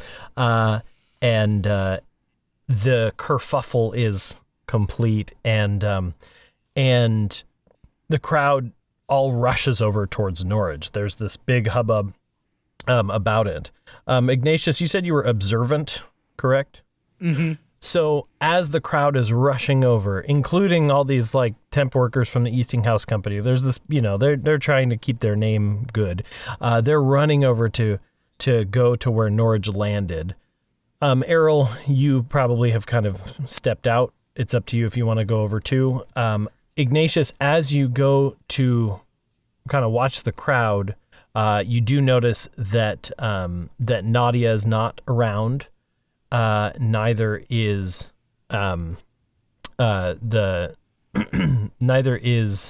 well, no, never mind. Okay, so Nadia's not around, and you don't see her rushing towards the rest of the group. So Errol and Ignatius, what are you guys doing in this moment? Norage is flopped on the ground, probably in pain. Yep. Yeah, I'm gonna cut it off soon. I'm sorry. Is Archimedes back with me? Yeah, he would. He probably wouldn't have been able to keep up with Norage, so he would have returned to you. Okay. Then I'm going to send him up in the air to find Nadia. Okay. Because I think she's suspicious. I would just go, after tying my boots, I would go check on Norage and see if I can dust him off a little bit. Okay.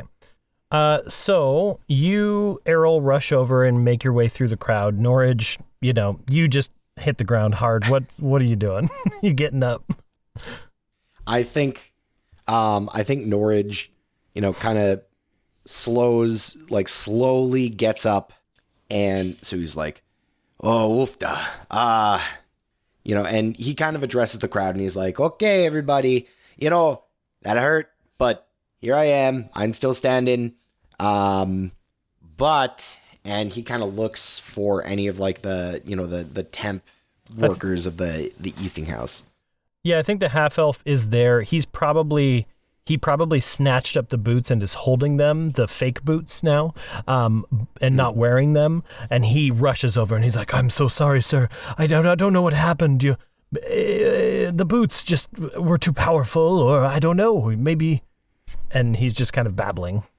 I think Norage is going to, instead of trying to play like the Karen here, if you will, I think he's going to try and play like a good-natured civilian here. And so he's going to be like, "Okay, look, I get it. Technology is technology. It doesn't work all the time.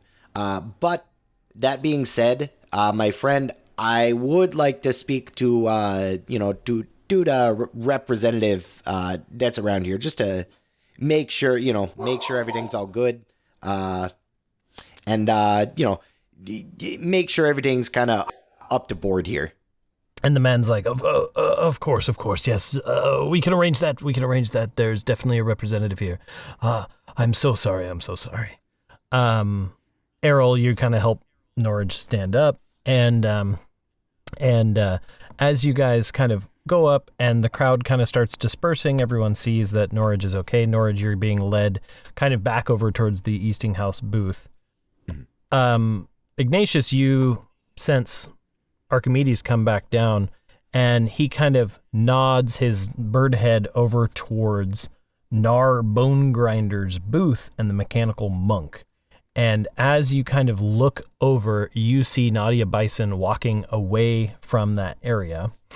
And in this moment, you see the monk, the mechanical monk, like from this meditative position, kind of step up from that position.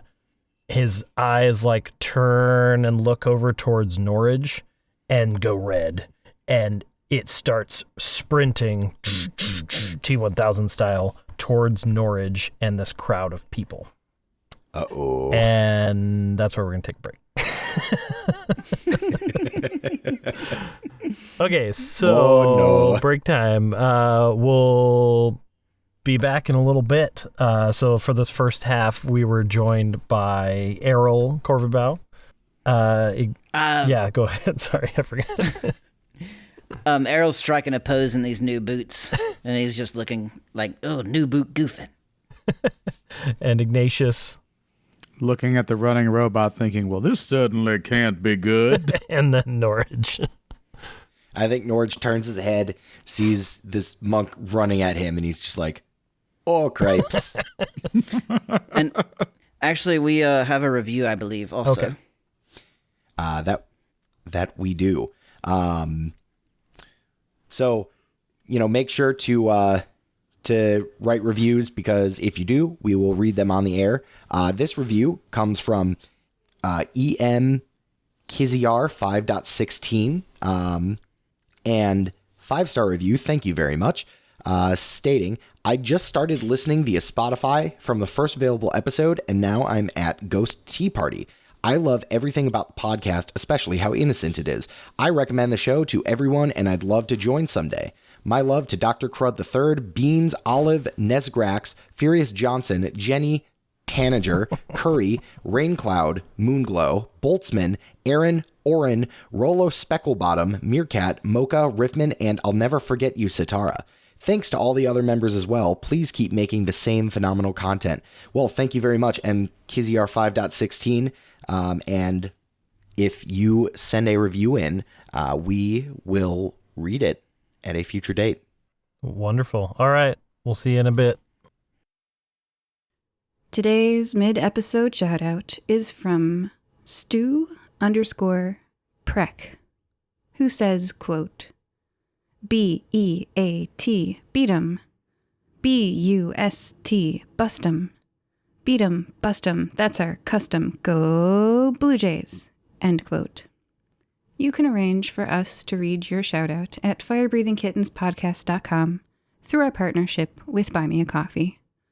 We have paperback, hardcover, ebook, and audiobook adaptations of our adventures on Amazon and Audible. Lastly, we don't pay to advertise our show, so the only way we can grow is if you tell someone about us. Thank you. Okay, so welcome back from our break here. I guess someone's got to do a little recap. Do you guys want to? How do you want to handle this? I'll do the recap. Okay, sounds good. So we got a letter from Nadia Bison. Well, Ignatius got a letter from Nadia Bison and the Shining Futures. I need to write this down. Yeah, Shining Futures Foundation. Shining Futures Foundation invited Ignatius, Norage, and one other guest to the Realms Fair, which is a invention thing similar to the World's Fair. We showed up. Nadia welcomed us. We walked around and saw a couple of cool things, and then we decided to steal some anti-gravity boots. Norage, being a large fellow, went over and talked to the guy that had the boots on. I had sent Archimedes, my flying raven, clockwork raven, to loosen the roof on it so that when Norage went upside down, he broke through. Errol snuck in and stole the guy's shoes. So now we have a cool pair of anti-gravity boots. Norage was saved by what would we call a flying, like a glider. a glider, a la Last Airbender. Then another inventor had invented a monk that was supposed to be peaceful. When Norage hit the ground, Nadia Bison walked over near this robot, and now the robot is running at Norage a la T-1000. Yeah. Did I miss anything? That's perfect. And Norage, again, you look and you see and you hear the thud of this metallic steampunk monk with its interesting robes, just bloodlust in its eyes, if it had real eyes, and it just running towards you. And partway through, it like does the Henry Cavill like cocked his arms in Mission Impossible like punch maneuver, and he looks like he's ready to throw down. And so that's what you guys see rushing in. And so we're gonna start part 2 off with combat. Cool. I think. What's up? Oh, I was just gonna say, Norage, would have seen this and kind of jumped to his feet and pulled out from his back the double-bladed polearm that he uses for one of his monastic fighting styles. So he's ready to go, as it were. Okay. Ignatius, I will say you were kind of off to the side. So the monk is essentially running, not away from you exactly, but you're farther away. And then Errol and Norage, you guys were together. So the monk is essentially running towards you as well, Errol. Okay. A little bit about Brains and Brawn, and it's a very light rules game. Movement is interesting. It talks about it just being up to us to basically decide how many movements it would take to get somewhere. It talks about being in a crowded space or tavern. It might take you, one movement might only be 5 feet. Versus an open field, one movement might be 50 feet. So it's we can kind of decide on that. But basically you get 2 actions per turn, per individual turn. And it's all based on the idea that a success does a single point of damage. There's not damage rolls. And you guys are basically describing what you want to do, and we make rolls according, just kind of like we've been doing. It's kind of open in that regard. So, and I have stats for my mechanical monk thing, and it has its own number for the listener. Just like they have a number, this mechanical monk has a number as well that I'm going to be basing things on. So the monk runs over, it skids to a halt right in front of Norage, and Errol pumps its fists, and the crowd like scatters. They're just civilians. They like scream and run and flee in different directions. And Errol, you're probably about, 50 feet away. Or I'm sorry, Ignatius, you're 50 feet away. And we are going to roll initiative, right? And I think that was 1 plus, I got to load up the rules. Did you guys have it at all? 1 plus your number. It's 1 plus your number. 1d10. Okay. Yep. I got a 3. I rolled a 1. I guess I got a 4 because I rolled a 1 and my number is 3. So I'm not going first. Okay. I got an 11. I got a 12. Okay, so we got Errol, Norage, and then Ignatius. Unfortunately, my guy rolled very well. So, probably, sort of fittingly, the monk runs over, pumps its fists, and just rears back and takes like a flying kind of punch towards Norage and is going to attempt to attack you. Now, I believe, I gotta look up combat again. I believe it's just the 1d10 based on what I'm doing. This is a brawn attack. Do you guys remember? Do you get any sort of if you bonus? have any boons that apply to it, you can add a d10. Right, and so it's then not if you're specific. prepared.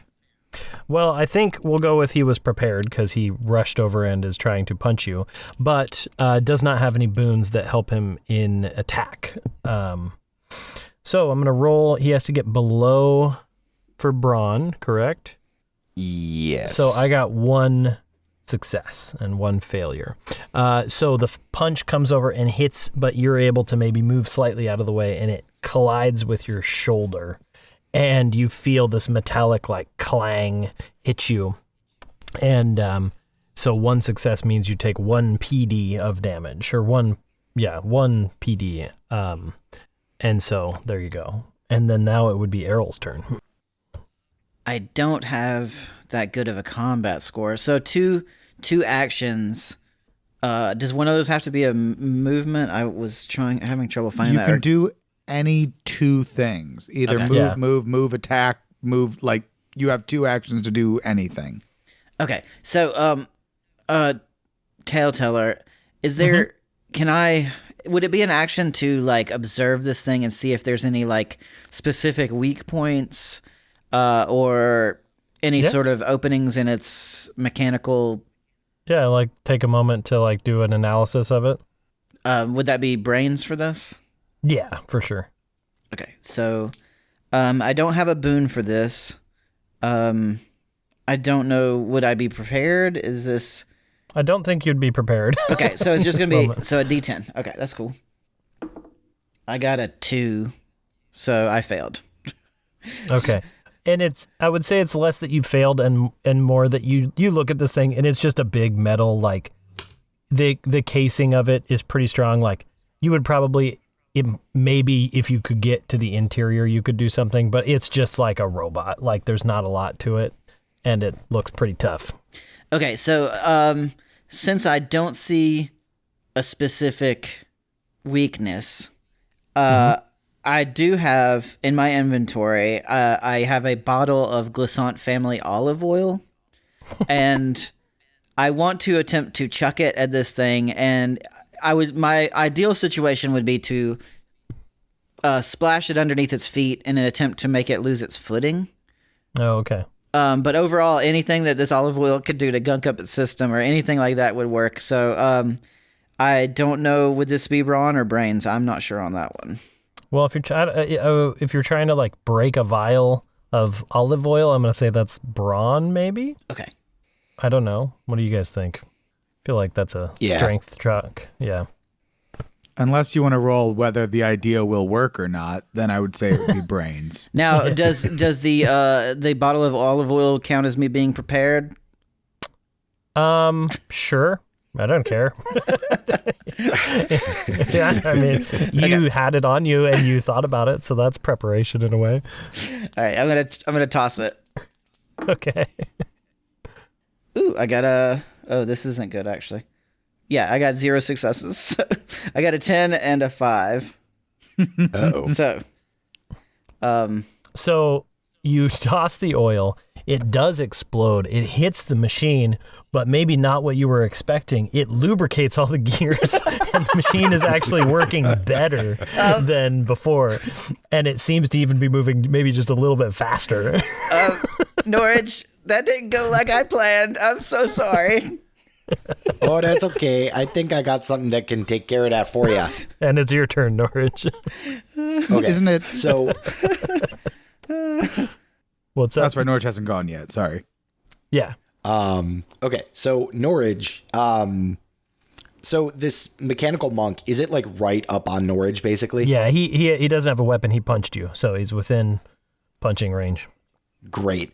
So Norage is going to take 2 attacks. So the first attack, so for the listeners, Norage is a member of the 8 Paths Monastery and specializes in fire and earth style. So he's going to first use an earth style move to kind of almost imagine like earth bending, since we're going with the last airbender kind of feel. So he's gonna kick his foot out, and a line of kind of jagged earth is going to come and try and destabilize this monk. Okay. And Norage is going to follow that up with his double-bladed polearm. He's going to make it into 2 separate kind of daggery weapons. And he's going to use his fire style to charge those up with fiery energy and try and stab into this monk, and hopefully lighting this olive oil. Oh, interesting. Okay.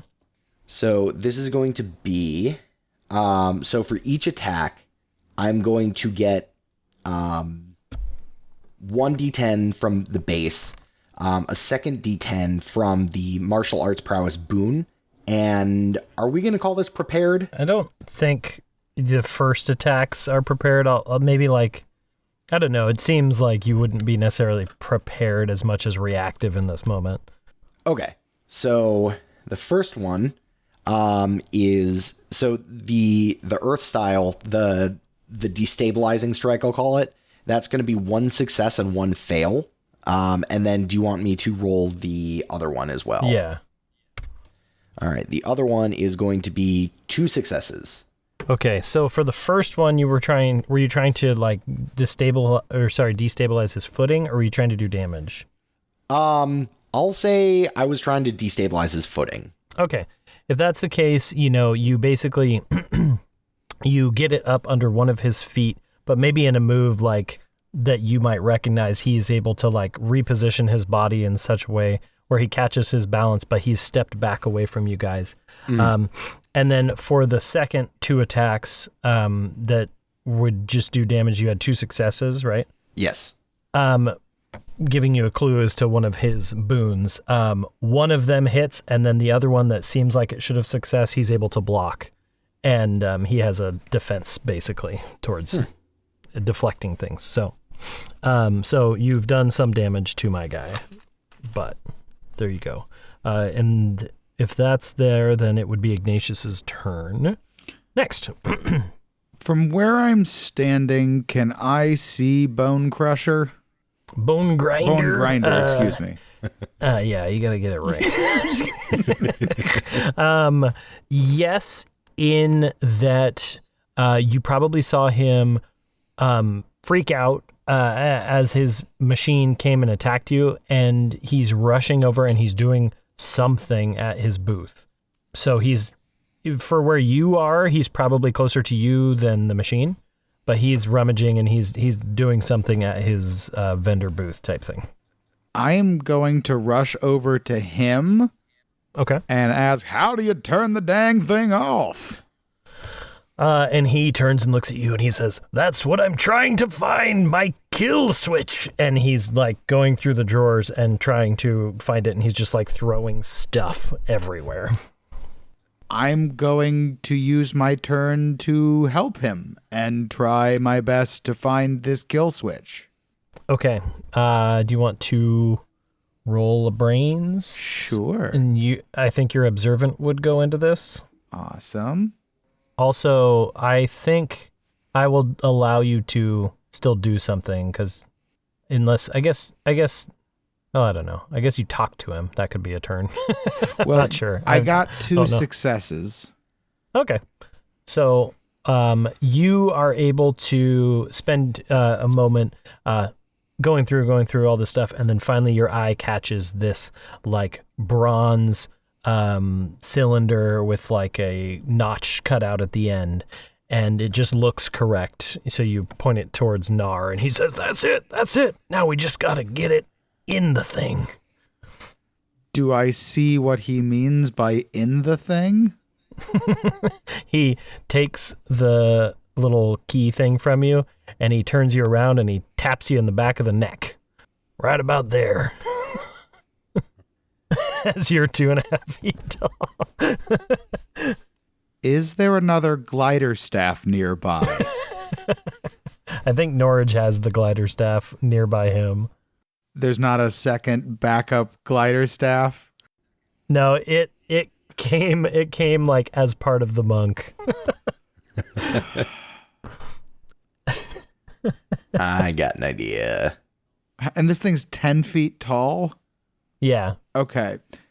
Ignatius is going to dash over to Norage and say, "Put me on your shoulder. I need to get to his neck." Okay, so that will be your turn for your movement and everything. And then so on Norage's turn, you can figure out what you want to do. Great. But the monk is going to go next.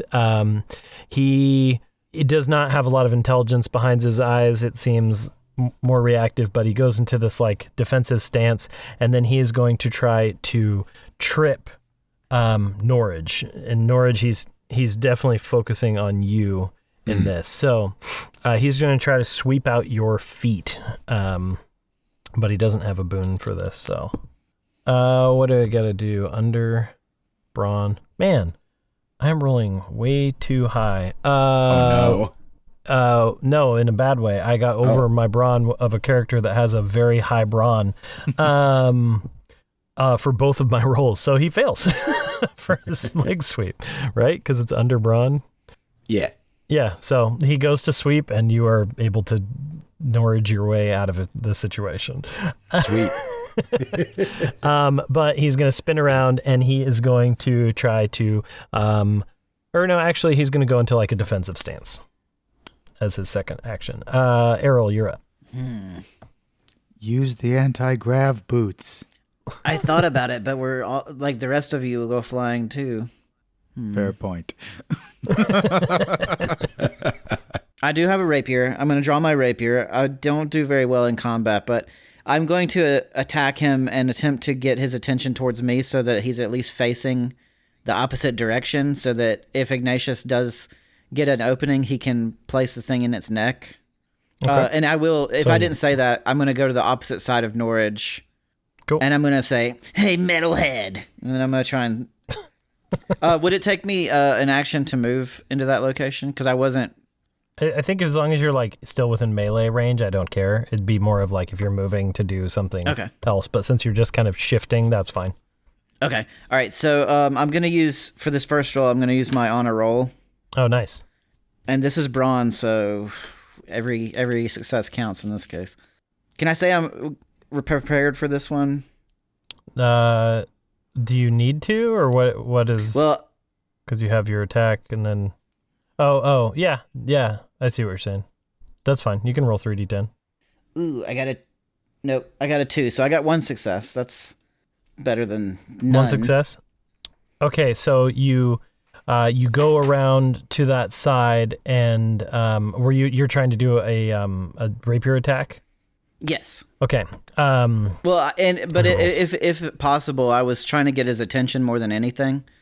Okay, and I'll say since it was 1 success, you don't do damage, but you are able to get your rapier in one of his gears and kind of like bend it, and it like creaks and pops and makes this awkward noise, and his head turns from like this defensive stance looking at Norage to looking down towards you as well. His body's still kind of facing Norage, but his attention is on you. And so then I'll make a second attack as well. This one will only be 2d10. Okay. I failed, so no successes. I think I should have had a higher number. Is that because you're trying to roll under your brawn? Yes, I went with mostly brains. My number is 3, so I rolled a 4 and a 6. Oh, because you have to roll under a 3? Right. Oh, dang. Okay, I see. That is hard. Okay. All right. Well, that's your turn. But you said they both failed, or did one succeed? I had the first success, but then my second action completely failed. Oh, okay. All right. Well, it doesn't change the situation. It's still looking at you, but it didn't take any damage. So then, Norage, it's your turn. All right. So Norage looks over at Ignatious and says, "Oh, don't worry about that. I'll bring the neck to you." And so the first thing Norage is going to do is he's again, these polearm blades. He's holding them akimbo. He's going to try and just do some more damage. Okay. And that is going to be 2 successes. Okay. Then the next thing he's going to do is he's going to kind of use these as leverage to almost suplex this robot so that the neck is facing up on the ground. And I'm going to use my my honor roll dice for this one, just for that extra little oomph. Okay, to try to pull it down to Ignatius's level? Exactly. Okay. And that is going to be 2 successes and 1 fail. Okay, well, 2 successes means you do it. Nothing special. So you describe, I guess, how you get this guy to go down to that level. It works, so. Yeah. So Norage kind of, sticks these two polearm things into the like the collarbones almost of this monk, and he flips around and just uses this thing's own momentum against it to flip it over himself and onto the ground face down. Okay. Ignatius, you watch as the monk, and you probably feel as the monk hits the ground in front of you, and the whole room thuds this massive metal creature, and it's your turn. I will run up and stick the off switch into its neck. Okay, make a brains roll of some kind. You can be prepared. Cool. 2 successes. 2 successes. All right. So you go up, you take a moment, and you figure out the orientation of the key, and then what do you do? Stick it in the neck and turn it. Okay. All right. And with this loud, audible, like, the monk goes from, like, forcing up against you, Norage, trying to get up, to just, like, calm and shut down peace and quiet. And you hear Nar Bowden Grinder in the back go, "Ah! Oh, thanks. I'm glad you didn't have to destroy it." And he runs over and he like kind of shoos you off, and he starts trying to get the monk like picked back up. I think Norage is gonna help Nar pick up this monk, and as he looks around and sees that most people have scattered, Norage is gonna laugh and be like, "Ha ha ha! Oh, this was a great show. Oh man. Glad we got that demonstration going, huh?" And kind of elbow Nar and give him a knowing wink. All right, I rolled to see if he was smart enough to catch it, and he is. He's like, oh yes. The bone grinder mechanical monk defense system was a success, and I'm glad you all got to see it. And he kind of does this really awkward presentation of it, and a couple people kind of come back out of the shadows of being running for their lives, and they're like murmuring as to whether or not this was planned. Errol will go, "Come one, come all, see the amazing mechanical monk. It's amazing feats of self-defense." And he takes a moment to like do something with the mechanical monk, and he like checks it over, and he like opens up an access panel on the front, and you can kind of see into like the core of this monk as he's like tinkering with it, and he's like, I'm so sorry, I don't know what happened," and he's just speaking to you guys as people are kind of coming over, and he's like, it's not supposed to do this. I don't understand. So I'm just going to check some things before I turn it back on, and we'll make sure that it's not going to do that again. Ignatius is going to walk over to him and say, "Son, what part of this was made by the Eastinghouse Company? And now don't lie to me now." And he looks at you, and he kind of sighs, and he steps aside, and he points at the core. And in the core, whether or not it was made by them or not, you don't know, but there is like a cylinder, kind of battery, energy cell kind of looking thing with their logo on it. And I will say that you notice it's like an openable container, and inside is energy. And as you kind of peek in there and he points at it, you see something floating around inside the cylinder. "I assume we've found your problem." I'm going to reach in and pull the cylinder out. And he's like, okay. Well, it won't work without that. "Son, at this point, you can't object to anything we do to your robot that tried to kill us. As far as I'm concerned, it is already scrap metal." Okay, well, that's fair. I could maybe find a different power source, but I guess that's fair. I'm very sorry for what has happened. I think Norage claps him on the back, and he's like, "Hey, no harm, no foul. I think as long as you were trying to make a valiant thing. I mean, look, I'm not one for technology, but I know that sometimes things don't work out. So, water under the bridge, there, my friend." That's a fine outlook, and why I was so obsessed with the monks in the first place. It's just such a peaceful lifestyle. I'm very sorry something bad has come of it. And he goes over to like start tinkering with the with his mechanical monk.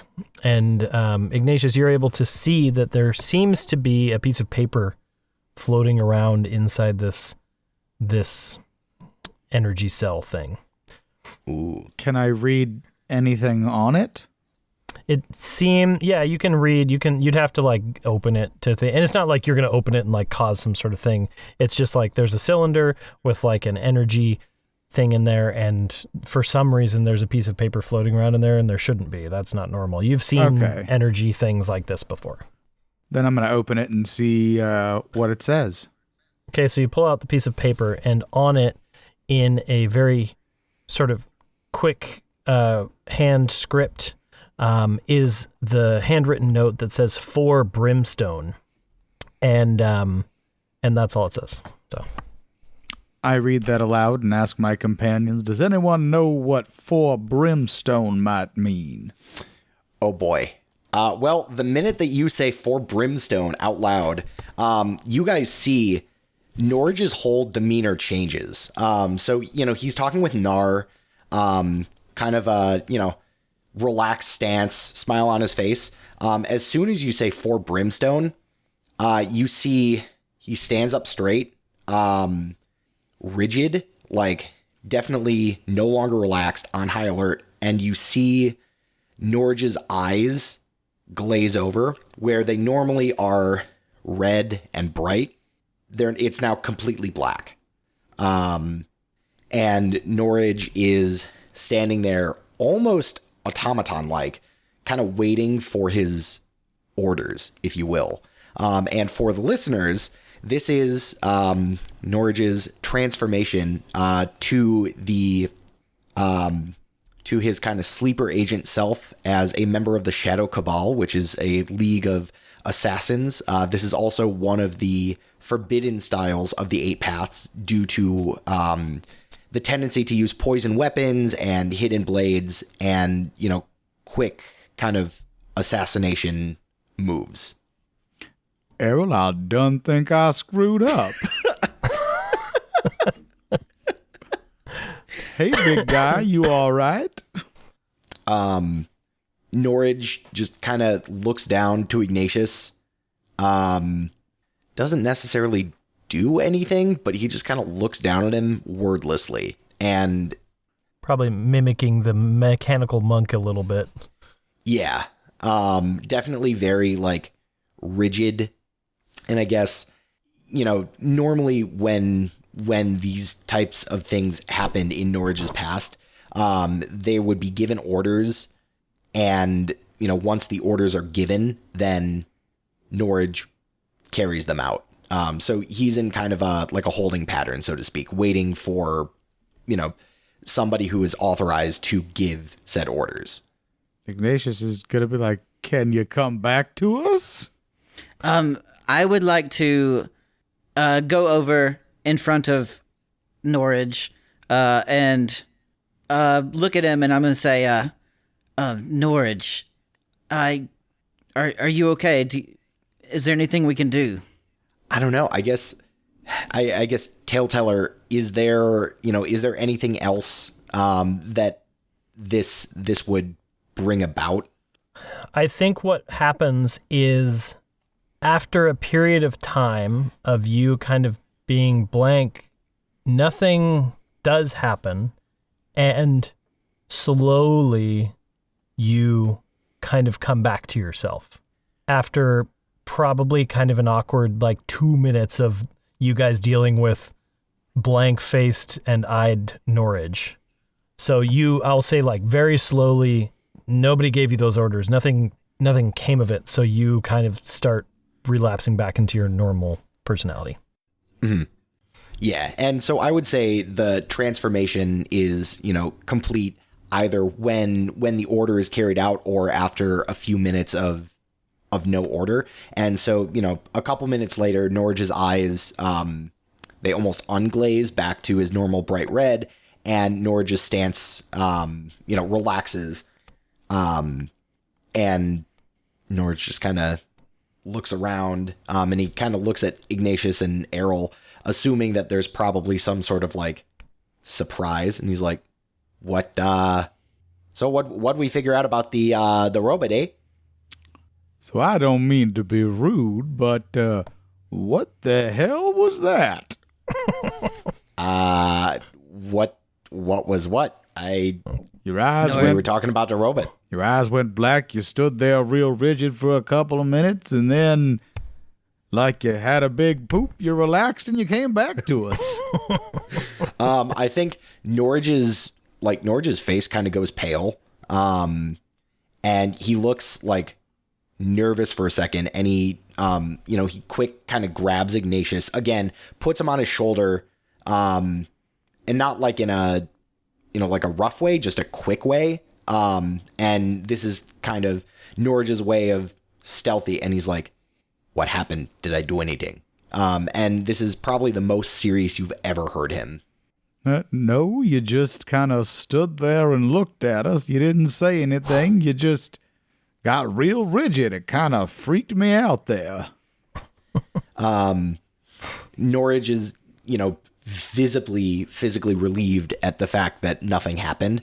And he's like, I can't talk about this here, but the fact that this did happen, somebody knows that I'm not really at liberty to talk about that. I can fill you both in at the guild, but the short answer is this is not good. If somebody gives me specific orders, I very well might kill somebody or multiple somebodies.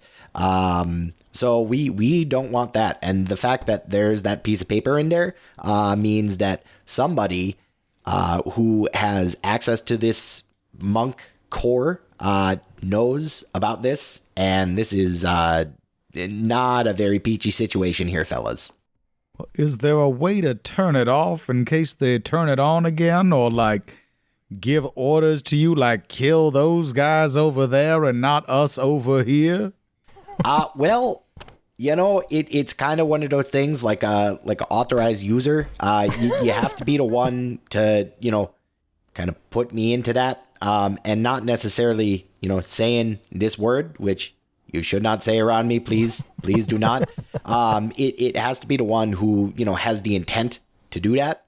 They're kind of the one that gives me the orders. It's a weird thing.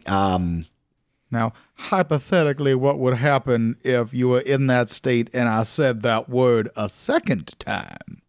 I don't know, but you might be able to be authorized, but I don't know if you want to do that. I would just say, hey, buddy, can you do this for me? And I'll say, sure, because I don't know what'll happen. I just mean worst case scenario that somebody tries to turn you against us. Perhaps I can override their commands, but let's hope we never have to cross that bridge. Yep, let's hope so. But, if that's the case, I mean, if I turn again, give that a shot. So Errol, while these two are having this conversation and you're kind of just sitting there, you feel a slight little tap on your shoulder, and you turn, and there's no one on one side, and then before you can turn around, the classic joke of somebody tapping the far side of your shoulder, you hear an older lady's voice in your ear say, "Hey, that was a pretty good lift I saw back there." And you turn and you see Rowena Goodwind, your sort of surrogate mother, I believe. Oh, Ma, what are you doing here? Hey, I'm here because I'm selling baked goods. I'm here as a vendor, as a food vendor, and I saw you. And then she leans in and she's like, I'm actually here doing a little bit of money laundering, and she just says that to you closely. And she says, but I saw the boot lift. I don't know why, but that was pretty impressive. There's a shady guy at this convention who's stealing people's inventions, and I felt like I should maybe find a way to return these to the original inventor if possible. That's so nice of you. You're such a nice boy. And she squeezes your cheeks. And you Ma, just recently I ran into Laurel, my birth mother. Really? How did that go? I don't really know. There was some weird time things, and I'm not sure what the result is. I haven't seen her since. She was nice. Well, isn't that precious? And she she pats you on the head and she says, "Look, I just came over because I saw you over here and I hadn't seen you in a little while, and I'm just over here for this convention, so I just wanted to say hi and meet you and maybe your nice friends." Look, Ma, can you do me a favor? Yes, of course. You're the best, and you taught me everything I know. No, you're the best. But there's a individual who was doing some shady stuff earlier. Her name is Nadia Bison. I believe she's over this whole thing, and she was wearing a purple suit. Mm-hmm. Could you go ahead and see if you can scout her out? And if you can, could you distract her or lure her back this direction? Anything to hold her up, because I think she's running away. Okay, well, I'm off to it. And she hands you a little bundle of baked goods and then scurries off. Awesome. All right, I'll go back over to Ignatious and Norage, and I'll say, guys, so I don't know what that was, Norage. I hope you're over it, but I think we should investigate further. I think that perhaps that Nadia person is trying to escape, or maybe report back to somebody. Maybe Edmus Thomason? Yeah, something certainly fishy about that. I mean, the only person that I know that had access to that core, other than Nar, is I think Nadia was over there. Isn't that right? Yes, Archimedes did see her fleeing the scene. The other question I have is for our friend, Mr. Bone Grinder. What gave you the idea to make your robot a monk, and also a monk of a certain order that our big friend is also a member of?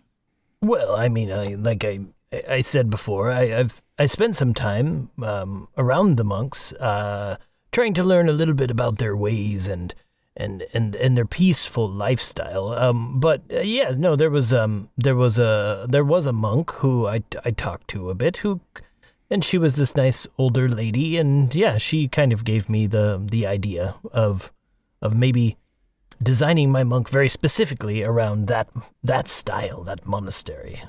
So it wasn't entirely my idea, I suppose. Norage kind of looks over and he's like, "Do you know the name of the person that you talked to?" No, she didn't give me a name, but she was, older lady, fine robes, fur around the collar, black hair. Yeah, she was very nice. Interesting. Okay. Well, that doesn't really ring a bell, I don't think. Not to me either. And he goes back to getting the mechanics all set up, and he looks at you, Ignatius, and he says, "Well, so was something wrong with the core? That was something that I got from Eastinghouse representative." Yes, there was a foreign object that was inserted. I don't know if it was necessarily the problem-causing agent, but it certainly has certain ramifications. Well, I guess I'll have to try to find a different power source. And he goes off and tries to rummage through his stuff again. Do I know which direction Nadia Bison ran to? Did Archimedes see her go out a door or anything? Not so far as to that. You just saw that she was moving probably over towards where the Eastinghouse booth was, and you guys are kind of off to the side. But that was just the direction. Everything kind of happened chaotically there. Mm-hmm. And so you didn't get that part fully detailed. Okay. Tellteller, this mysterious older lady with the black hair, you said her robes were red? They're purple. Purple. Oh. I think I know who that is. Me too. Okay. So what would you guys like to do? I'm not sure where we go from here. I think we need to find Miss Bison and confront her. I sent my ma, who I just happened to run into, to see if she could distract her. I don't know if she'll be successful, but I figured it wouldn't hurt to have someone looking for her. And when when our friend the inventor here said nice older woman with black hair, purple robes, that does give me a very worrying idea of who that might be, especially related to the 8 pass. And if that's the case, and she is in the vicinity or controlling something around the vicinity that involves me and also you, Ignatius, there may be some more collusion going on here. Well, I would also like to point out that Miss Nadia Bison was also wearing a purple suit. Could this friend of yours disguise herself as Miss Bison? Oh, no. Oh, we gotta go. Yeah, we gotta go put a bullet in her head. Come on. All right, you show me the way. So you guys start kind of heading over towards where Archimedes had gestured, and people are starting to come back in. They're starting to think that this was all a show. They're starting to, like, some of them reach up, probably Norage, and pat you on the back and say, nice tumble, good catch, like all that. What a good glide, and you get all these compliments. Oh, thank you so much, but I got places to be. I got people to see. Thanks so much. If you like it, go check out the 8 Pass Monastery. And then a bunch of people are like going over towards Nar's booth, and he's talking about the monk as if it's fine, it's all shut down and sitting on the ground, but he's salvaging the situation. You also probably look over and see, as you guys approach the Eastinghouse booth, the half-elf guy who has the fake boots on, stomping them on the ground, trying to do a showcase and not succeeding, and everyone's getting bored and leaving. Stomp as you run by. And Errol, as you approach, you guys are walking along, and you get pulled off into a little side alley, and your ma's there, and she whispers and she says, "Hey, I found that lady. She just went into that back door through the booth over there. She was wearing a purple coat, and she had a weird hat, and she snuck into that back door." Awesome. Thank you, Ma. And I'll give her a kiss on the cheek. Okay, and she gives you a cheek squeeze again, and she says, "Well, I'll be out here when you're all done being a hero."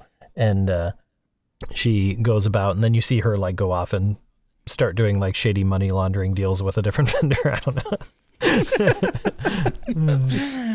Oh, Ma. All right, guys. Ma said that she went through this door back here. All right. So just a warning. If this person is who I think it is, she will be able to be an authorized user, as it were. So here's what I'm going to do. If you guys go in, I can try and sneak around from the back, without being seen, so that she doesn't know that I'm there, so that I can come out and hopefully get to jump on her before she gets to jump on me. Now, Norage, I have a different idea that will require your consent. I have these 2 firearms that I can put on either side of your head near your ears, pull the trigger, and you can't hear anything for a while, but wee! You know what? That also kind of works. Here. And Norage is going to put Ignatius on his shoulder. Just get ready. I feel like as soon as we get in there, you gotta fire. All right, so Ignatius is the second he sees Bison, he's gonna shoot. I don't know if that'll give me any advantage in initiative, but I'm going to have my guns on either side of his head pointed in that direction. So when I fire, he goes deaf. Wonderful. Temporarily, hopefully. Yeah. And I would like to stealth not like far behind them, but like a little bit behind them in order to see if I can like sneak around her or something like that. And I think as we're going, Norage is just giving, assuming that this is who he thinks it is, which I will not give away the name. But assuming that this is who he thinks it is from Norage's past, he's giving the kind of 5-second summary, and essentially this woman is a master of disguise, espionage, assassination, kind of like a mix of like Catwoman and like Deathstroke all in one. Okay. All right, so as you guys approach, and what you can see from your scoping out Archimedes, Errol's maw, and everything. The room she went into is a room. It doesn't have a way around that you can see. It had the one door, and it looks like a temporary setup, right? This was an exhibit that was brought into this convention floor.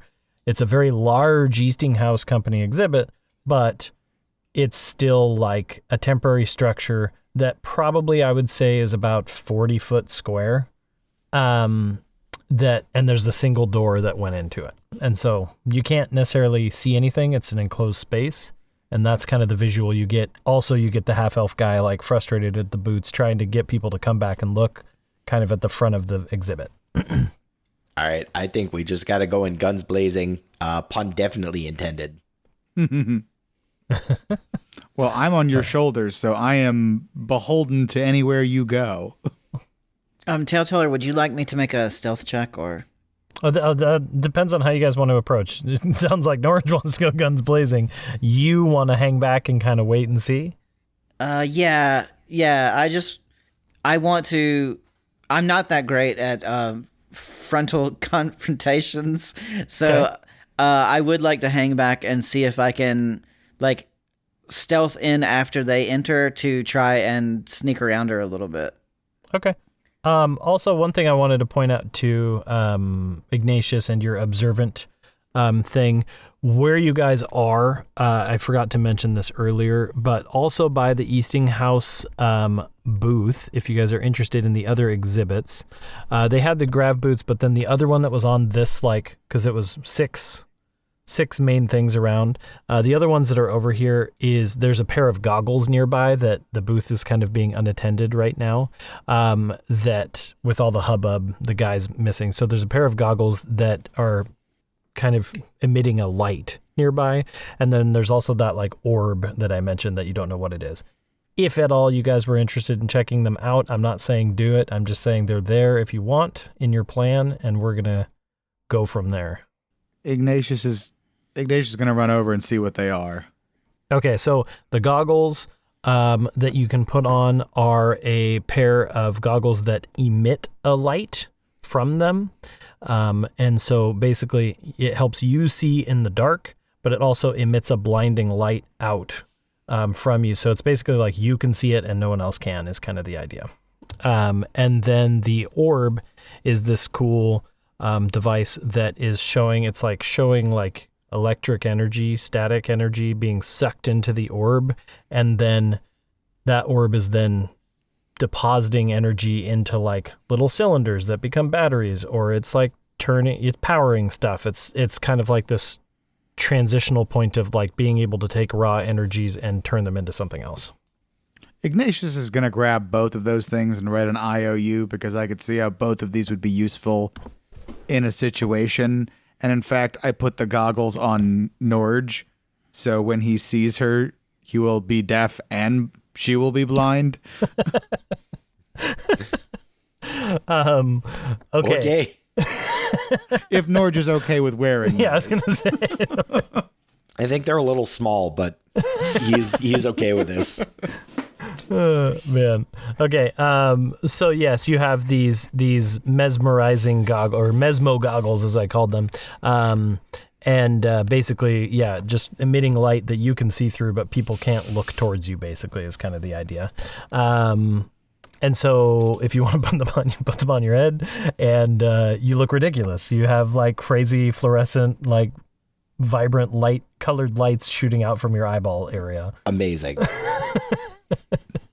And then the orb as well. I'll say you're able to leave a little IOU Ignatius Cogbright thing on there.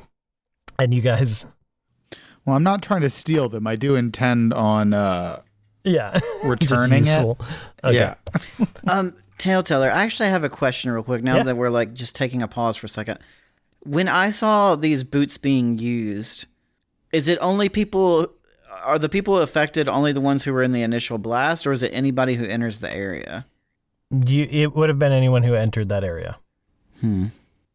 Guys, let me ask you. Well, actually, no, it wouldn't have, because I I would have described that differently. No, it would be the people who were in the initial blast, because otherwise it would have changed when you guys moved to like go with Norage and all that. So no, it was the people who initial blast.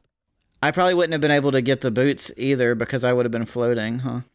Yeah, exactly. So yes, no, you're right. It's initial blast only. Guys, tell me what you think of this, but what if I run in first, activate the boots, and then, I don't know, like holler or something and signal you to come in after me? Sure. It's certainly a thought, but again, if this is the person that I'm thinking of, she will definitely have a way out of that. Well, here's an idea. You go in first, we just follow a few seconds afterwards. You get close enough to her to throw her in the air, and we hit her once she's in the air. Now that's something I could get behind. All right, I guess we'll try it. So we'll count to, 10, and then we'll come in? I think that sounds good. Yep. Okay, so you approach this door. It just looks to be a door. It's nothing fancy. It does, as you go to reach to open it, it does appear to be locked. But it's a pretty weak door, so it's up to you how you want to handle that. No one seems to be paying. I rolled, and no one seems to be paying attention towards you guys. I'll tell you how I'm going to handle that. I'm going to handle that with my fist. Okay, so Errol, I like to assume you were like scoping the door out and figuring out how to stealthily do that. And a fist flies over the top of you and just collides with the door. Why don't you go ahead and make a brawn roll for this door? Will do. And for the listeners, this is 1d10 because it always is, and then a second d10 because of my martial arts prowess boon, and that's going to be 2 successes. With a clatter and a thud, the door not only opens but blows off its hinges and thuds down. And you do draw the attention of a lot of people nearby, but it's mostly like murmuring, and everyone's like sees you. They kind of knew who you were, and the three of you are together, and they're just kind of not really sure what's a show anymore or not. And so you blow through the door, and it's dark on the other side. So Errol, I don't know if what your plan is. I'm just gonna run in there and see if I can get as close to her as possible before trying to activate these boots. Okay, so you take off at a sprint, and as you sprint in, you immediately kind of don't stumble, but you feel yourself like kind of forward trip onto a slightly raised platform. And as you step on it, this whole thing like lights up on the floor, and it emits light in this room, and it's this big circular thing with a giant Eastinghouse logo like lit up, starting to like LED light up around the edges, the emblazoned symbol. And standing in the middle is Nadia Bison, and she is wearing this suit and everything else, and she has this boisterous attitude, and she says, welcome to the grand finale of the Realms Fair. You've arrived just in time. And then I will say at this moment, you get close enough to do what you want to do. Okay. Do I need to make a check for this, or do I just activate them? I think you just activate them. I didn't set up rules for the gravity boots, so we're going to just say you activated them. Okay. So you hit him, and she immediately flips upside down, but she is quick and she is agile, and she is able to hold on to this like central thing that she was holding on, or that she was standing in front of, this like pedestal. This amount of time goes by. Norage and Ignatius, you hear this noise of gravity being reversed, and you can react accordingly. I think Norage is just kind of like waiting almost, just kind of like waiting for the right time. Doesn't want to necessarily, go in like fist of fury here. But he's just like, okay, Bison, spill the beans here. We gotcha. We're here. Now, Ignatius, you had said originally that you were planning to fire As soon as you saw her. The second I saw her, I was going Norage to goes pull the to say trigger. that. and two extremely loud firearm blasts shoot on either side of your head, Norage. So I think what it sounds like is, okay, Bison, we're pew pew. Ow. And you just hear a strange ringing sound. Yeah. Okay. So, I guess go ahead and roll some of those brains attacks. I would say so because I have much better brains. I think they're brains. They're firearm. Yeah. And you were prepared for sure. 1-6. Oh, is it a sneak attack? Because I do have that as a boon. Sneak attack. I mean, sure, she was upside down, not expecting it. Awesome. Then 2 successes. Okay. So you hit her, and she is kind of flipped upside down. She's hanging. It looks really weird. She looks like she's doing a handstand for you guys, but for her, she's upside down, hanging onto this pedestal. And you hit her with 2 bullets, and she curses your name. And as you hit her, this sort of aura of disguise drops away, and the suit goes away, and there's violet robes instead, and with a fur collar, and her skin changes to this like blue color, and the black hair is dangling, and you see, if you want to describe it, Norage, or I can, you see Go for it. Obsidiana Lochaldair, the leader of the Shadow Cabal. And for those of you who are really smart and paid attention, Nadia Bison is an anagram of Obsidiana. So that was my fun thing that I did. That's fun. And she drops the thing, and you, Errol, and Ignatius hear her yell Brimstone really loudly. And Norage, you hear a very loud ringing in your ear, and nothing happens. What? Did somebody try and say something? My plan was a success. Who turned out the lights? So I think this is going to start initiative. I don't know how you guys feel, but why don't we roll for that? 11. Okay. I got an 17. Ooh. I got a 9. Now, the only downside is we can't actually like coordinate with Norage because he can't hear anything. And isn't... Yep. I was just going to say, make sure you keep that in mind. She also can't see us because he's blinded her with his visor light, right? Yeah, so let me set the scene here, because as all this happened at once, you came in, fired the gun. Norage says, ow. At that time, the lights from these goggles emit.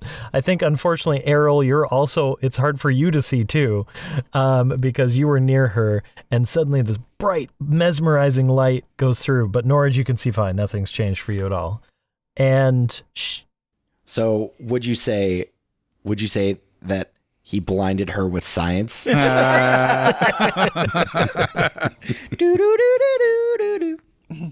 Indeed. And she yells Brimstone, and nothing happens. And so in that moment, now we're in initiative. She's blinded. She can't quite see, but she's smart too. She's not, she knows that something's happening. But Norage, it is technically your turn first, with Ignatius on your shoulder still. How high up is she? So currently she's still about normal height because she's holding on to this like pedestal. But the room itself is probably about 12 feet tall. So it wouldn't be, she would probably still be able to reach you guys, with whatever from, but just upside down. Gotcha. She can't reach me. Well, then I think what Norage is going to do is he's going to kind of push Ignatius off of his shoulders as he goes to... would you say that he's close enough to attack twice, or would I have to move to hit her? You'd have to move. Yeah, you'd have to move first. Okay, great. Even better.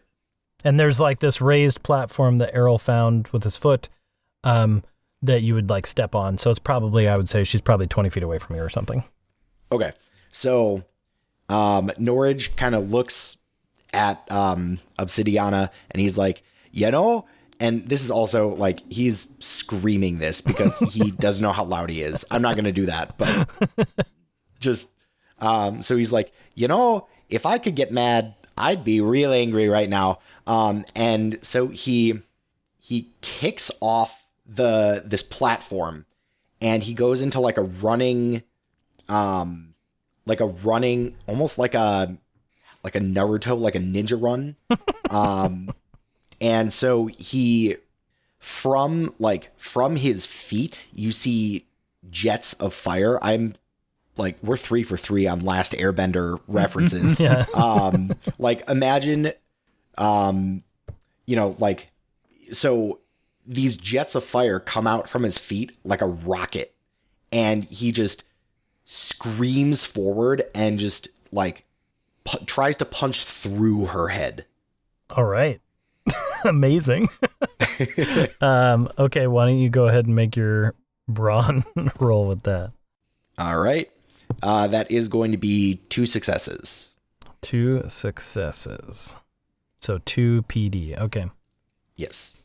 Okay, so yeah, you collide with her head, and I'm going to make a brawn roll to see if she can hang on to this, because you said you rocketed towards her. Yeah. Okay, so I gotta roll under. So she succeeds with a 1, with her brawn, but it's, with limitations. So I'm gonna say that you hit her, you do the damage. She spins out of control, but you kind of blow past her a little bit, and she's dangling by one hand on this pedestal still, but she was able to slightly hang on.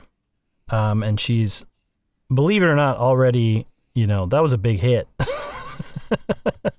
This is a big old punch from you. And so you kind of blow past her a little bit, and it is now her turn. You guys see her kind of shake her head, and she's trying to basically like monologue towards Norage, but he can't hear her. But she's just like, "You should never have left the Shadow Cabal, and you'll pay for it." And she reaches up and she punches a dial on this pedestal, and then uses her turn to do this and let go.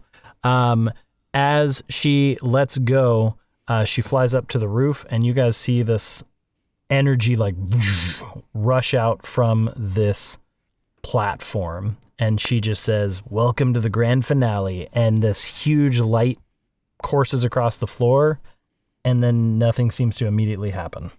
Ignatius, it's your turn. She is now on the roof, upside down. I don't know why I put anti-grav boots in this game. You didn't think we'd steal them. Yeah, I didn't. And it's wonderful. And so she's upside down looking at you guys. Her hair's all dangling and everything. Anyway. Can I use the orb I got to absorb the energy that went out and redirect it at her? I would say you could do that a little bit, but you couldn't absorb everything. It shot out in like every direction possible. But if you wanted to use like a portion of it, because it was a small little thing, yeah, I would allow that. I will try to do that and hope that slows down whatever she was trying to do. Okay, so the transmuter, so you basically like hold the orb down and it like sucks in energy, and you can feel it like has this built up energy, and like there's a spot to put a battery, and there's like little buttons on the back that do things. If you want to press them, you can just pick one at random. You could roll. How about you roll and tell me, between 1 through 4, or sorry, 1 through 5 or 5 through 10, what you get. And there's 2 buttons on it. So you want me to roll a D10? A D10. Yeah, why not? That's what we're doing. I got a 2. Okay, so with a 2, it launches out this like orb, this like bubble towards her and blasts into her. And this weird like turquoisey energy like explodes and knocks her backward with like force energy basically. And you do 1 PD of damage. I'm going to use my other turn to shoot her and tell Errol to cut off the gravity while she's laying down, because she'll take falling damage. I already was thinking that. All right, so I guess not a sneak attack anymore. Ooh, definitely not. Didn't work. Well, I assume I'm rolling brawn at this point, and I rolled a 9 and my number's 3, so no. Oh, okay. Okay. Okay, Errol, then it would be your turn. Yeah, I will deactivate the boots in an attempt to shake her loose. I know that she's could dangle a little bit, but that's what I'm going to try. Okay, so, well, she just got knocked down, so she's not prepared like she was before. So you deactivate the boots as one of your turns, and she just like, ugh, and you just watch her, because she was already prone on the ceiling, fall prone straight down, and take some damage. I'm just sticking with the whole 1 PD thing, because there's not a lot of PD to go around, so... and so she falls and hits the ground, so that's one of your things, yeah. So is she within distance do I need to make a movement to get to her, or? You were next to her, no. So all of this has happened within, now that she's back down on your level, you don't need to make a move because she's next to you. I would like to, I'm not making an attack, but I would like to put my rapier like near her throat and say, "It's over with. We've got you." And it'll just be a lot easier if you surrender. And I'm going to try and smooth talk her. I have smooth talker as a boon. And I'm just going to try and make a persuasion roll. If Interesting. possible. Okay, cool. So this would be brain. Okay. All right, so 1d10 and then 1d10 for the boon. Am I prepared or not? No, I don't. Yeah. Yeah, this is kind of too spur of the chaotic. moment. Yeah. Okay, that's fine. So 2 dice. Ugh, I got a 1 and a 2. How come when I need to use brains, I'm rolling good brawn rolls? All right. Anyway. Well, so, and one of her banes is overconfidence anyway. So, she does nothing, no care in the world. But it isn't her turn yet. It would be Norage's turn. But she, you say that, and she's just like spits towards you, and she says, "No one keeps obsidian in a corner." I don't know. Okay. Oh boy. All right. Norage, it's your turn. All right, I think Norage kind of turns around and is just like, still doesn't hear any of this. I assume that's right. I assume that this tinnitus probably doesn't go forever, so I assume it's probably wearing off at this point. But it's been like 8 seconds. Yeah, I don't think it's worn off that much. It's gonna take like hours at least. Yeah. But you can read visual cues. You at least see that she's on the ground and Errol's there, pointing at her, and she can't look towards you anyway because of your goggles. Okay. So I guess I'm gonna whip around, and I'm going to once again take out this this pole arm, and I'm gonna put it together so that it's one thing. And so my first attack is I'm going to swing the pole arm down into this platform. Okay. To try and like break and or neutralize whatever effects are going to happen. Mm-hmm. And then the second attack is I'm going to like swing up or use that the coming down as momentum to then swing up and basically do like a falcon kick right into Obsidiana's stomach. Okay. So for the first one, for stabbing down into it and trying to stop it, I feel like it should be a brains roll almost. All right. But that I think it should be a brains roll, but that you can adjust it however you want. Because you're trying to not do damage to a big platform, but kind of stop this energy flow. Correct. Okay. So, all right, I have to roll over this. Okay. Would we say that I can count the martial arts as a boon? Yeah, however you want to sell me with boons or banes or whatever, go for it. I just meant that I think it should be a brains roll. All right. Okay. I'm down. So I got 1 success and 1 super success. Oh, you just got that? You rolled that? Yes. Oh, sweet. So you kind of watched her hit the button. You saw how the energy flowed into this Eastinghouse logo. And you know the Shadow Cabal, you kind of know what they're up to, so you have at least the generic idea of how to put a stop to things like energy flows and key points and, things like that. And so you jab down perfectly and you sever this flow. As you do, though, you also know that, like, you cut off what happened, but something still happened.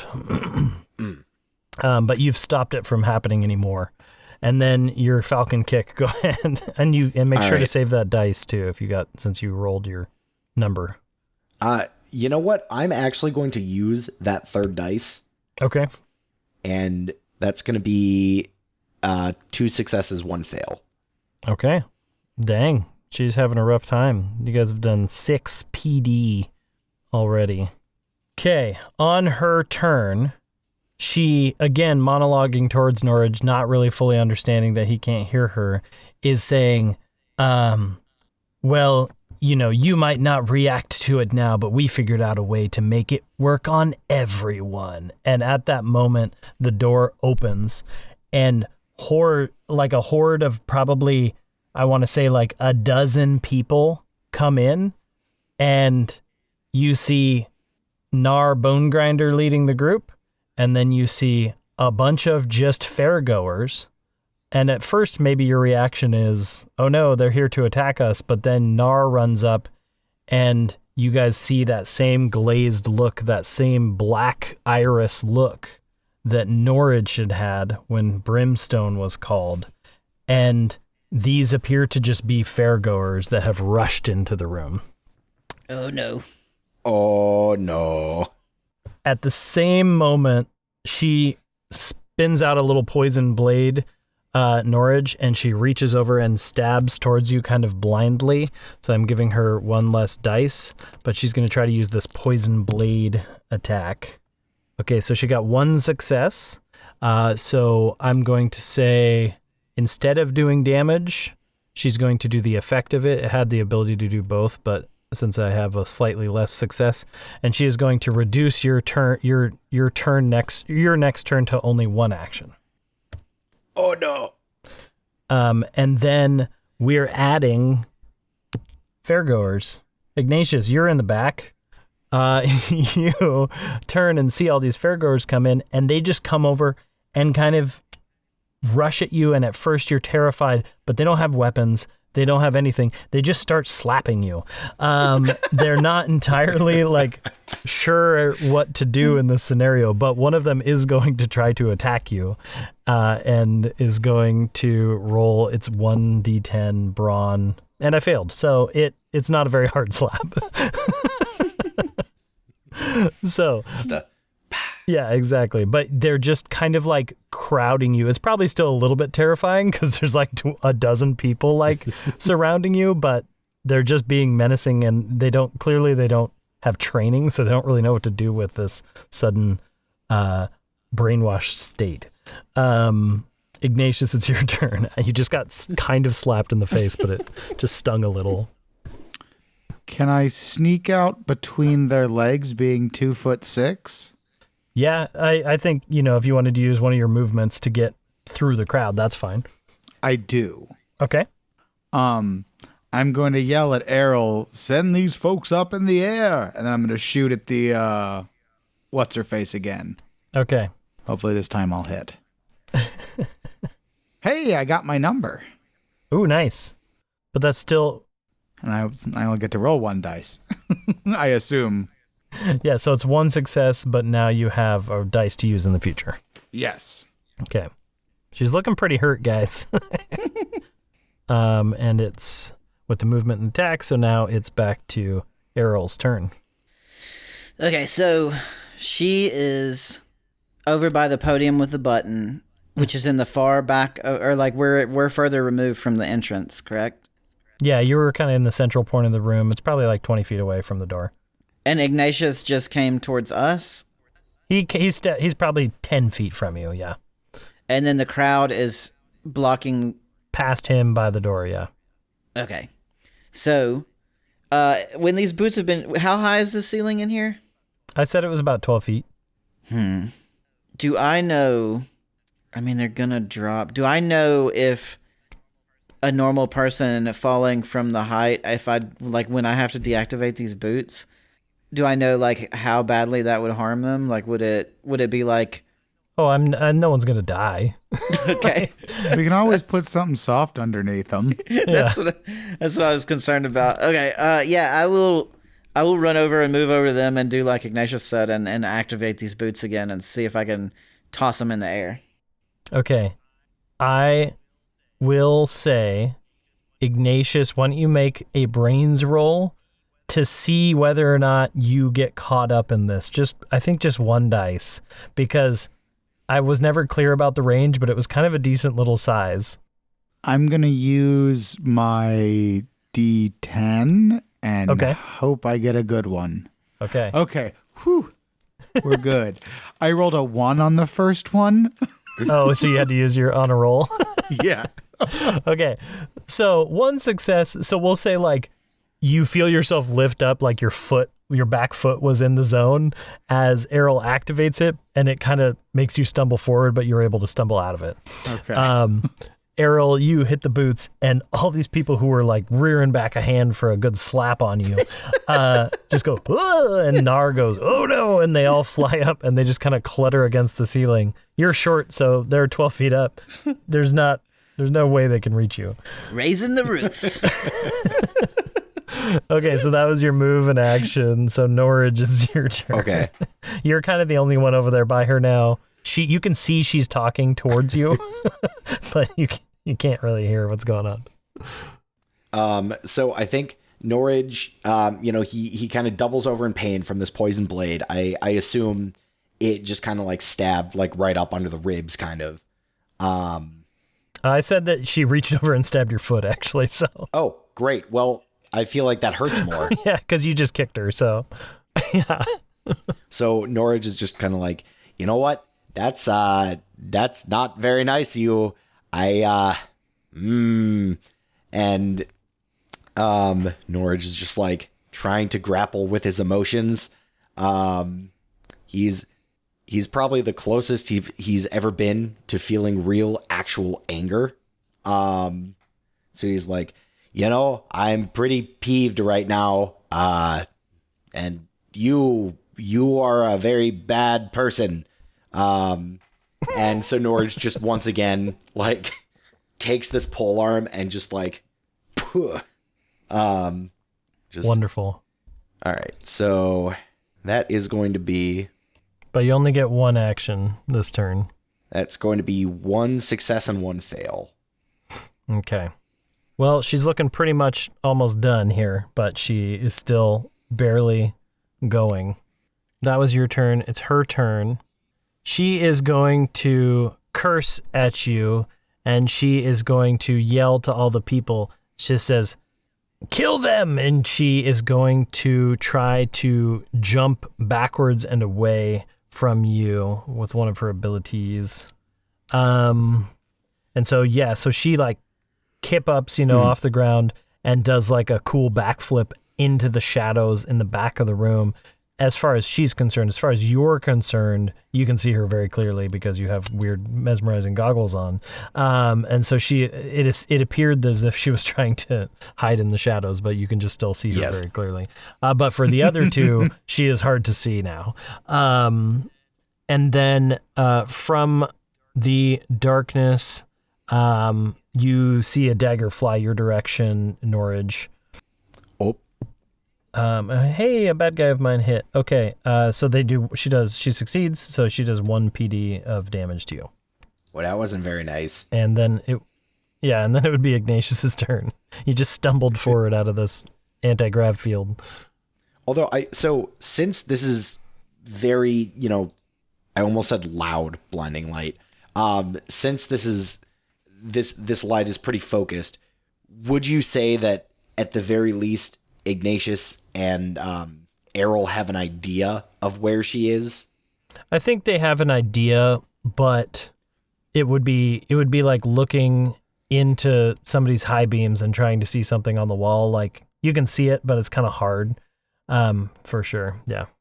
That's fair. I also feel like Obsidiana is so well versed at like stealth that she's almost like trying to instead of blending into the shadows, she's trying to blend into the light. I like that. That's cool. All right, Ignatius, you can kind of sort of, you know where she is sort of, but it's hard to see. How am I going to deal with that mechanically? Closeness? I don't know. Is light considered energy? In the physical sense. Well, sure. In the physical sense, yeah. Okay. I'm going to reach up with that orb and absorb the light while she's trying to blend into it, and then shoot her with my second turn. So Norage, suddenly you just see this like hand reach up into the to the zone of your goggles, and weirdly, like your left eye, like instead of looking forward, like gets sucked down. The light gets sucked down into this orb. It probably looks really weird and makes you a little dizzy as the energy gets sucked down into this weird orb that Ignatius has and charges up. And then you're going to try to shoot it towards her. Can I count that as a brains roll since I was so clever? I love it. Do it. And also, like, she was in the middle, so, like, as you sucked away one side, you can see, like, her, like, right shoulder and stuff, like, leg out of hiding. Okay. So I get 1, right? Does this count as prepared since I would use my first action to prepare my second action? Yeah, sure. Cool. I'm not super worried about it. Then 2 successes. All right.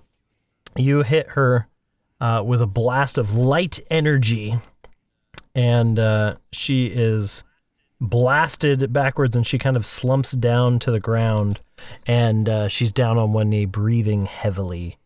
Errol, it's your turn. I don't. If I move, these individuals drop, right? Like if I move out of the area, the zone moves with me, I think. Right? Yeah, it does. Yep. I think I'm just gonna stand there, and Can you leave the boots? I'm sorry. Can you leave the boots? Do you have to be wearing them? You wouldn't have had to have worn them, otherwise Norage would have fallen. Right, so you could just leave the boots. I could. We'll come back for them. I'm just trying to think of what. So could I get to her with one action to move up to her? Yeah, with one movement. Yep, the rim's not that big. I'm guessing it would probably take an action to take the boots off. Okay. Yeah. All right, so that's what I'll do. It's too bad you tied them. I'll attempt to untie the boots and take them off and head over there with my rapier drawn to attempt to. In this case, who goes after me? Norage. Norage is after me? Yeah. Okay, so I would like to attempt to harry her with my rapier towards Norage. So I'm not as concerned about doing damage as I am about. I want to like try and assist him by setting her up into a position where he can strike her really easy. Okay. Does that make sense? Yeah. So you're just trying to like, kind of like keep her from moving or anything like that. You're just trying to like be a threatening presence. Well, I was thinking more like hurt her by pointing a rapier at her towards him, or, I mean, holding her still would work too, I think. Yeah, she was kind of backed up against a wall is all I was thinking. But essentially, I'm just trying to aid him by like wrangling her. Yeah. Provide. Would you still like me to roll brawn? I can. It is my rapier that I'm using. Well, if you're not trying to attack her, you don't need to roll an attack. But if you're trying to like threaten or provide that, I would say maybe roll. I could be persuaded that it's either brains or brawn, really, because it's a social thing to kind of be intimidating. Yeah. So in this case, I will say, your numbers up. We can see that you're almost done in this fight. Head over to my friend Norage so he can apprehend you, or I can't control what happens after this. And as I'm like speaking to her, I'm gonna be like brandishing my rapier. Okay, sounds good. That's when Ignatius yells, "We can't trust someone that can turn our friend into a sleeper agent at any point. Her life is forfeit, and I'm going to kill her one way or the other." Norage, it's your turn, technically. So Norage still can't hear anything. Here's a question for Yes. you, Norage. Do you feel Norage is capable of reading lips? To an extent, but it's probably. I mean, it would be like somebody reading the lips. I'm gonna say not really. Okay. You probably get a vibe that she's being, nasty, and she tried to say brimstone, but that's kind of it. All right, I feel like I would know brimstone at least. Yeah. And just this all being said, I think I'm not gonna kill her outright, but I'm certainly going to knock her out. That's Okay. fine. My turn's next. Okay. So you want to try to knock her out? Yes, Okay. Go ahead and make your brawn roll. that is one success and one fail. Okay. Well, that was the end of her PD level, and I should look real quick because I just don't remember. What was the situation with getting knocked out? When you get knocked to 0, You're injured for a certain amount of hours. yes. And then if Okay. you get knocked further below that, then I think you go unconscious. Okay. Well, then, for the time being, you knock her out, and she goes out cold. And Ooh, one thing. So as Norage like rushes over to deliver this final blow, he's just gonna get right up close and be like, "Hey, I thought you were gonna be harder," and just boom, like. And she knocks her out. Or you knock her out. Okay, well, it's her turn. And because of where we're at here in the story, what you say, Norage, as you kneel down and say that to her, and you knock her out and she goes unconscious, you suddenly feel a hand reach through nothingness and pat you on the shoulder and say, "Oh, don't worry, it won't be as easy as that." And suddenly you guys see a small, elderly, gnomish man with shock white hair step through like a portal of nothingness, grab Obsidiana and pull her through. And he kind of like tips his nice little hat over towards Ignatious and steps out into this portal of darkness. As this goes through, you guys watch on the ceiling, all the eyeballs of these fairgoers go back to normal, and they're all starting to panic because they're floating up on the ceiling. And what's that? For them, so when you're in like sleeper agent mode, like you have no knowledge of what you did in sleeper agent mode. So for them, 1 minute they were just kind of standing around, and the next minute they are on the ceiling. Okay. And Nar Bone Grinder's up there like, what in the world is going on? How did we end up in this room and up here? What's going on? All right, Errol will go back and retrieve the boots and put them on, and he will say, Norage, if you would, I think these people could use some assistance getting down, and you're the tallest person here. Oh yeah, way ahead of you. And he's just gonna kind of like scoop them from the ceiling. Love it. Slowly, like weighting everybody down on the floor somehow so that when Errol deactivates the boots, He could grab them and walk them to the end of where the boots is and catch them when they fall. Yeah. Oh, there you go. Just one at a time. Yeah, One at a time. That's the one. And Errol's going to say, this has been another display of the Eastinghouse anti-gravity boots. If you have any... No, it hasn't been. This has been an utter failure of the boots. They wiped your memory. Eastinghouse is a terrible company. You all should sue. They're liable for this. Exactly. This is not a good thing to be. These anti-gravity boots, this Eastinghouse Corporation, bad news, y'all. You do not want to be anywhere near these guys. They don't know what's what. In fact, we're confiscating these boots and this strange orb, which I don't intend to give back now. Okay, so everyone starts murmuring and grumbling about the Eastinghouse Corporation. The door opens up, and you guys all kind of work your way back out. You see that this energy thing had like coursed through, and it looked like it was probably going to affect everyone in the convention, but you cut it off before more than a couple people were affected, and the half-elf guy who had been running the gravity boots is just flabbergasted. He's trying to figure out what to do. He's trying to call someone for help, but there's no one there, and he's trying to, like, you keep hearing him talk about how Edmus Thomason was supposed to be here, but he wasn't here, but you guys saw him there at the end.